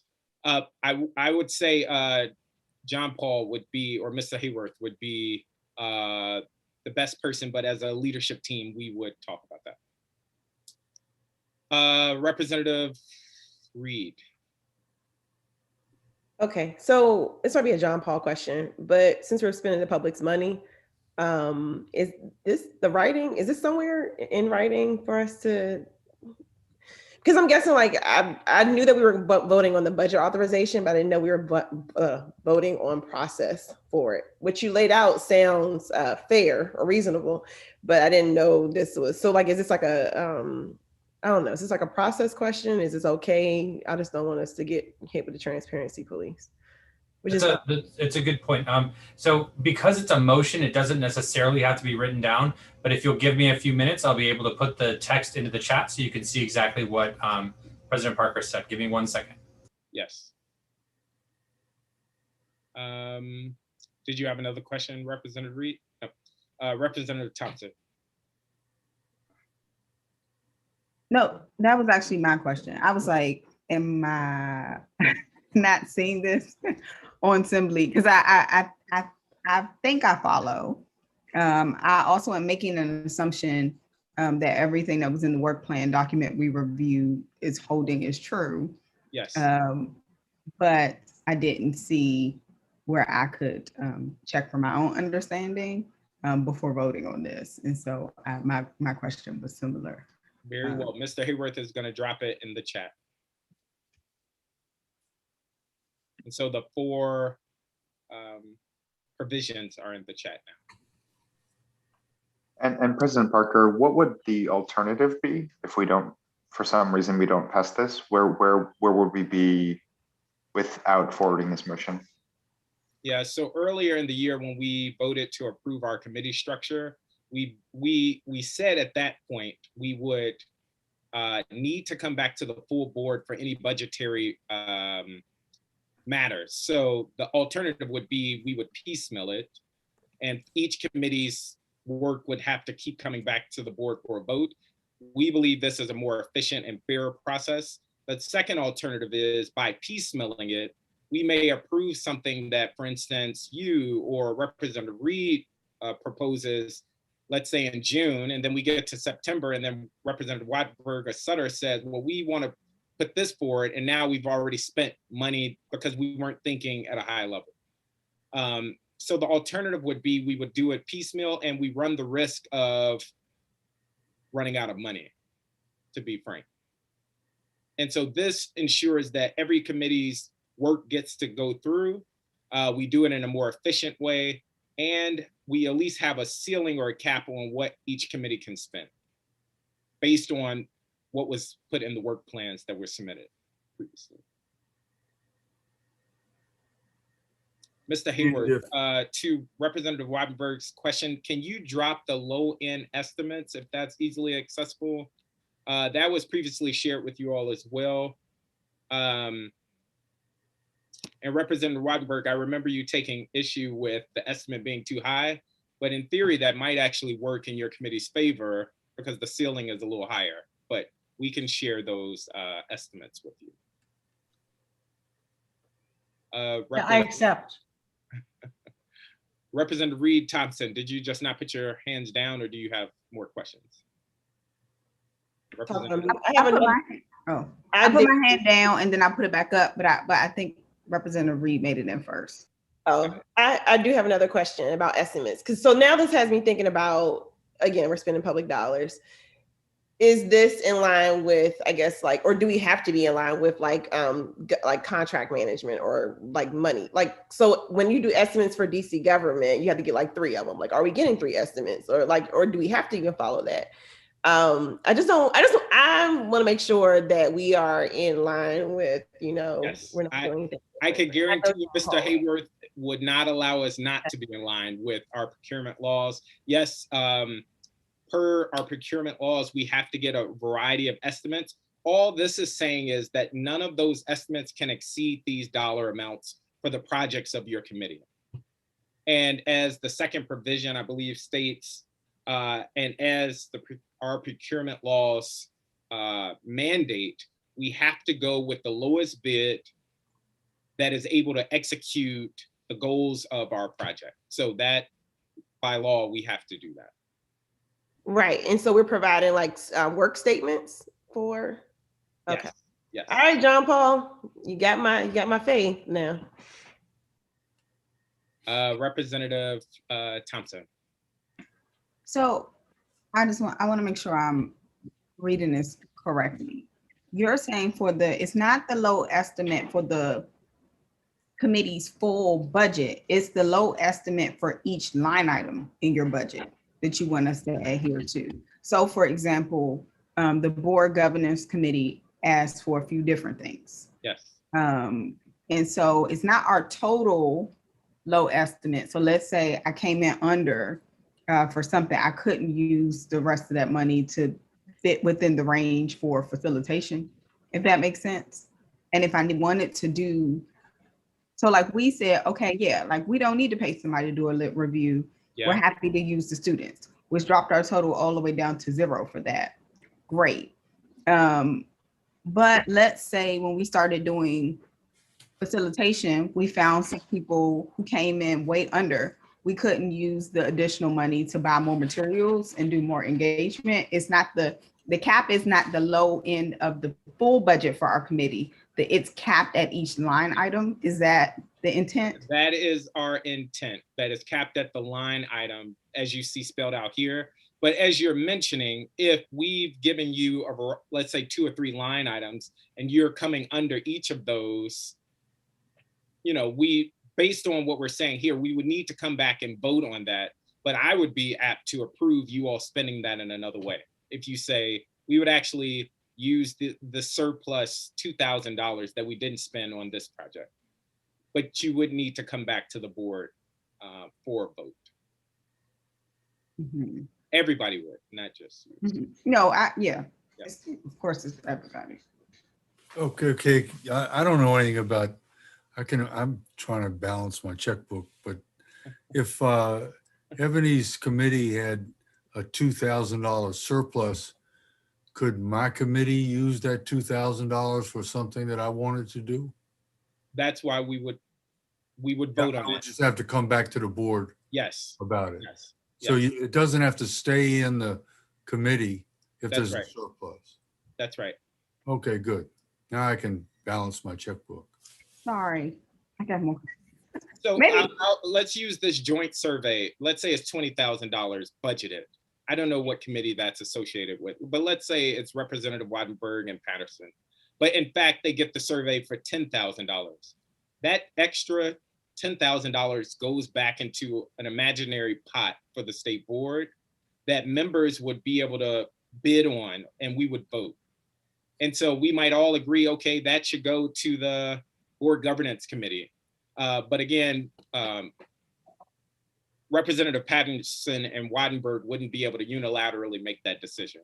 It would have to be. Would they have priority though in their committee if they had it? No, it would have to put it back in the kitty? Yes. Okay. Yes. Okay, Representative Thompson.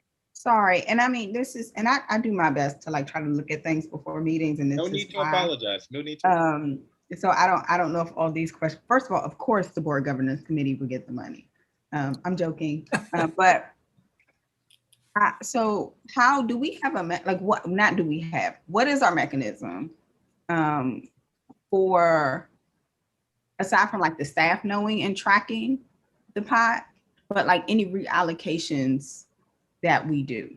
Like, how would I know to even ask, or should I just be checking in to see if there's money on the table? Like, what does that look like? And if I don't, and outside of just believing all of my colleagues' work is important and that we have shared goals, how am I supposed to judge as a member when I vote to make these decisions about where money that goes back into the kitty goes? No, that's a good question. It is a staff-owned task, if you will, that they track money, all budgetary issues. They give us an update at our admin committee monthly. And what we can do at our working sessions is start reporting out on that as part of the admin committee report to say we have X amount of dollars, surplus dollars for use. Good idea. Mr. Hayward. I'll also note for members that if you have created your logons for Asana, we are also going to be tracking projects through Asana. So you'll be able to see from the beginning, when a statement of work is created, it will be attached to the task in Asana so that you can follow along with all of our projects all at one time in this one platform. Yes. Oh, wow. But I just want to remind members, the reason we're doing it this way is out of an abundance of fairness, so that whether you're doing your project in June or in December, you're not racing up against the clock for fear that money is running out.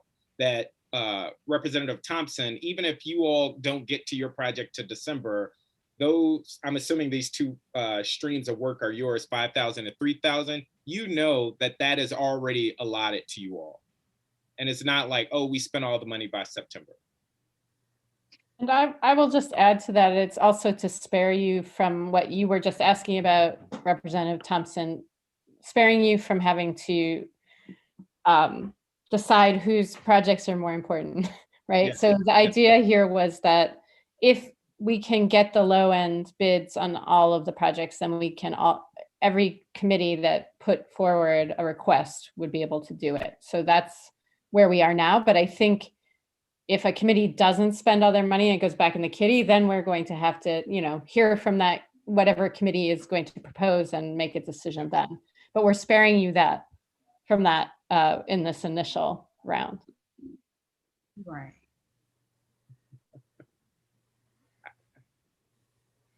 Representative Thompson, is that another hand or is that from last round? No, it's the same hand. Okay. It's just my thinking face. No worries. The lingering hand. These are great questions. These are great questions. Not seeing any other questions or comments. Mr. Hayworth, can you call the roll for a vote? Dr. Gasoi. Aye. Mr. Chang. Aye. Ms. Wattenberg. Oh. Aye. Dr. O'Leary. Aye. Dr. Sutter. Aye. Ms. Thompson. Did you say I can't abstain per these rules? Correct. There is no abstaining. You cannot vote. I just won't vote. Dr. Reid. Aye. Mr. Patterson. Aye. Mr. O'Sullivan. Aye.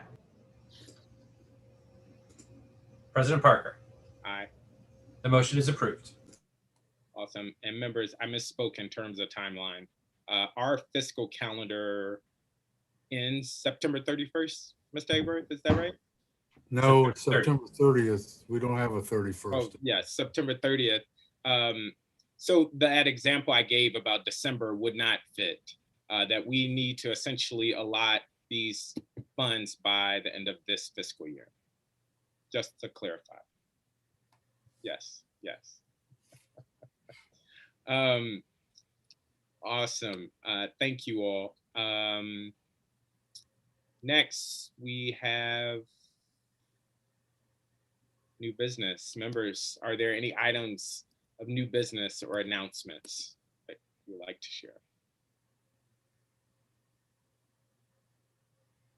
Vice President Gasoi.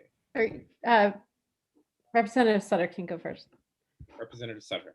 Thanks. I just want to raise a question for continued follow-up. I appreciate that Representative Thompson has been so on it, but the June 7th deadline for the state plans for the American Rescue Plan funds are coming up really fast, including a holiday weekend. And I just want to understand what leadership's plan is to make sure that we hear from OSSE and have the opportunity to be part of that input into the state plan. So can you just agree to keep us posted on that? Yes. Yes, I can assure you it's top of mind for us. And I believe we put out communication to OSSE today with some suggestions. So we don't want to get in front of them, but we will update you all, let's say by Friday, on where we stand with things. Great, I appreciate that. Thank you. Vice President Gasoi is going to email us. Great. Representative O'Leary.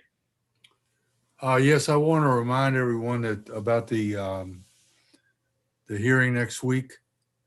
And I think we talked last time at the business meeting about everyone making sure that they get their comments in so that we don't double up on the same topic.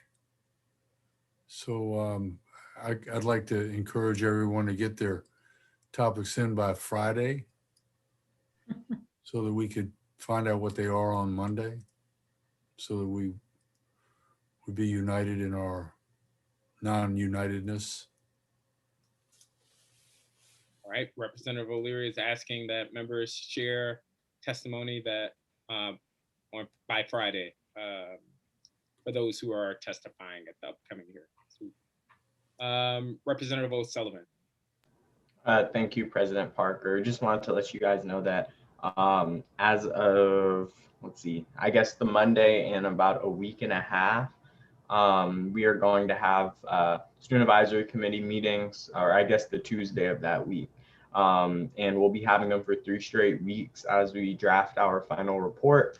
So if you all do want to come to a student advisory committee meeting at some point in June, we recommend you all reach out as early as possible so that we can try to find a time that works best, but also gives us enough time in our meetings to write our report, and we will be presenting it at the June public meeting. Awesome. Representative Reid. Thanks. If folks want to come and hang out at the Outreach and Advocacy Committee meeting on Friday, we are hosting a panel around student social justice issues, hopefully getting some perspective around the DYRS and students with disabilities, as well as the busing incident. And then we'll also be discussing Representative Sutter's advocacy point around biking and looping that into the safe passages conversation. So that's Friday from 10 to 12 p.m. if folks are interested. Awesome. Representative Wattenberg. Yeah, I thank Dr. Reid for giving me the idea of talking about our meeting tomorrow. So the assessment and accountability meeting tomorrow, our committee meeting, the first hour from 4:30 to 5:30, we're going to have 2 speakers. And we sent out, I think Darren sent out something today talking about them. And if you're interested in further understanding ways to reform our accountability system, ask people how other systems are trying to address the issues we face, including kind of the narrowness of indicators potentially and bias, we encourage you to join us, or to tune in, I should say. Awesome. Not seeing any others. I would highlight the mayor's day of action on Saturday. She and her team are hosting another one. This is an opportunity to continue to spread the word about the vaccine, and would encourage members to get out and support. I would also say I'm doing one in Ward 5 if members are interested to join me in Ward 5. Not seeing any other comments, I will entertain a motion to adjourn. So move. Is there a second? Second. Second.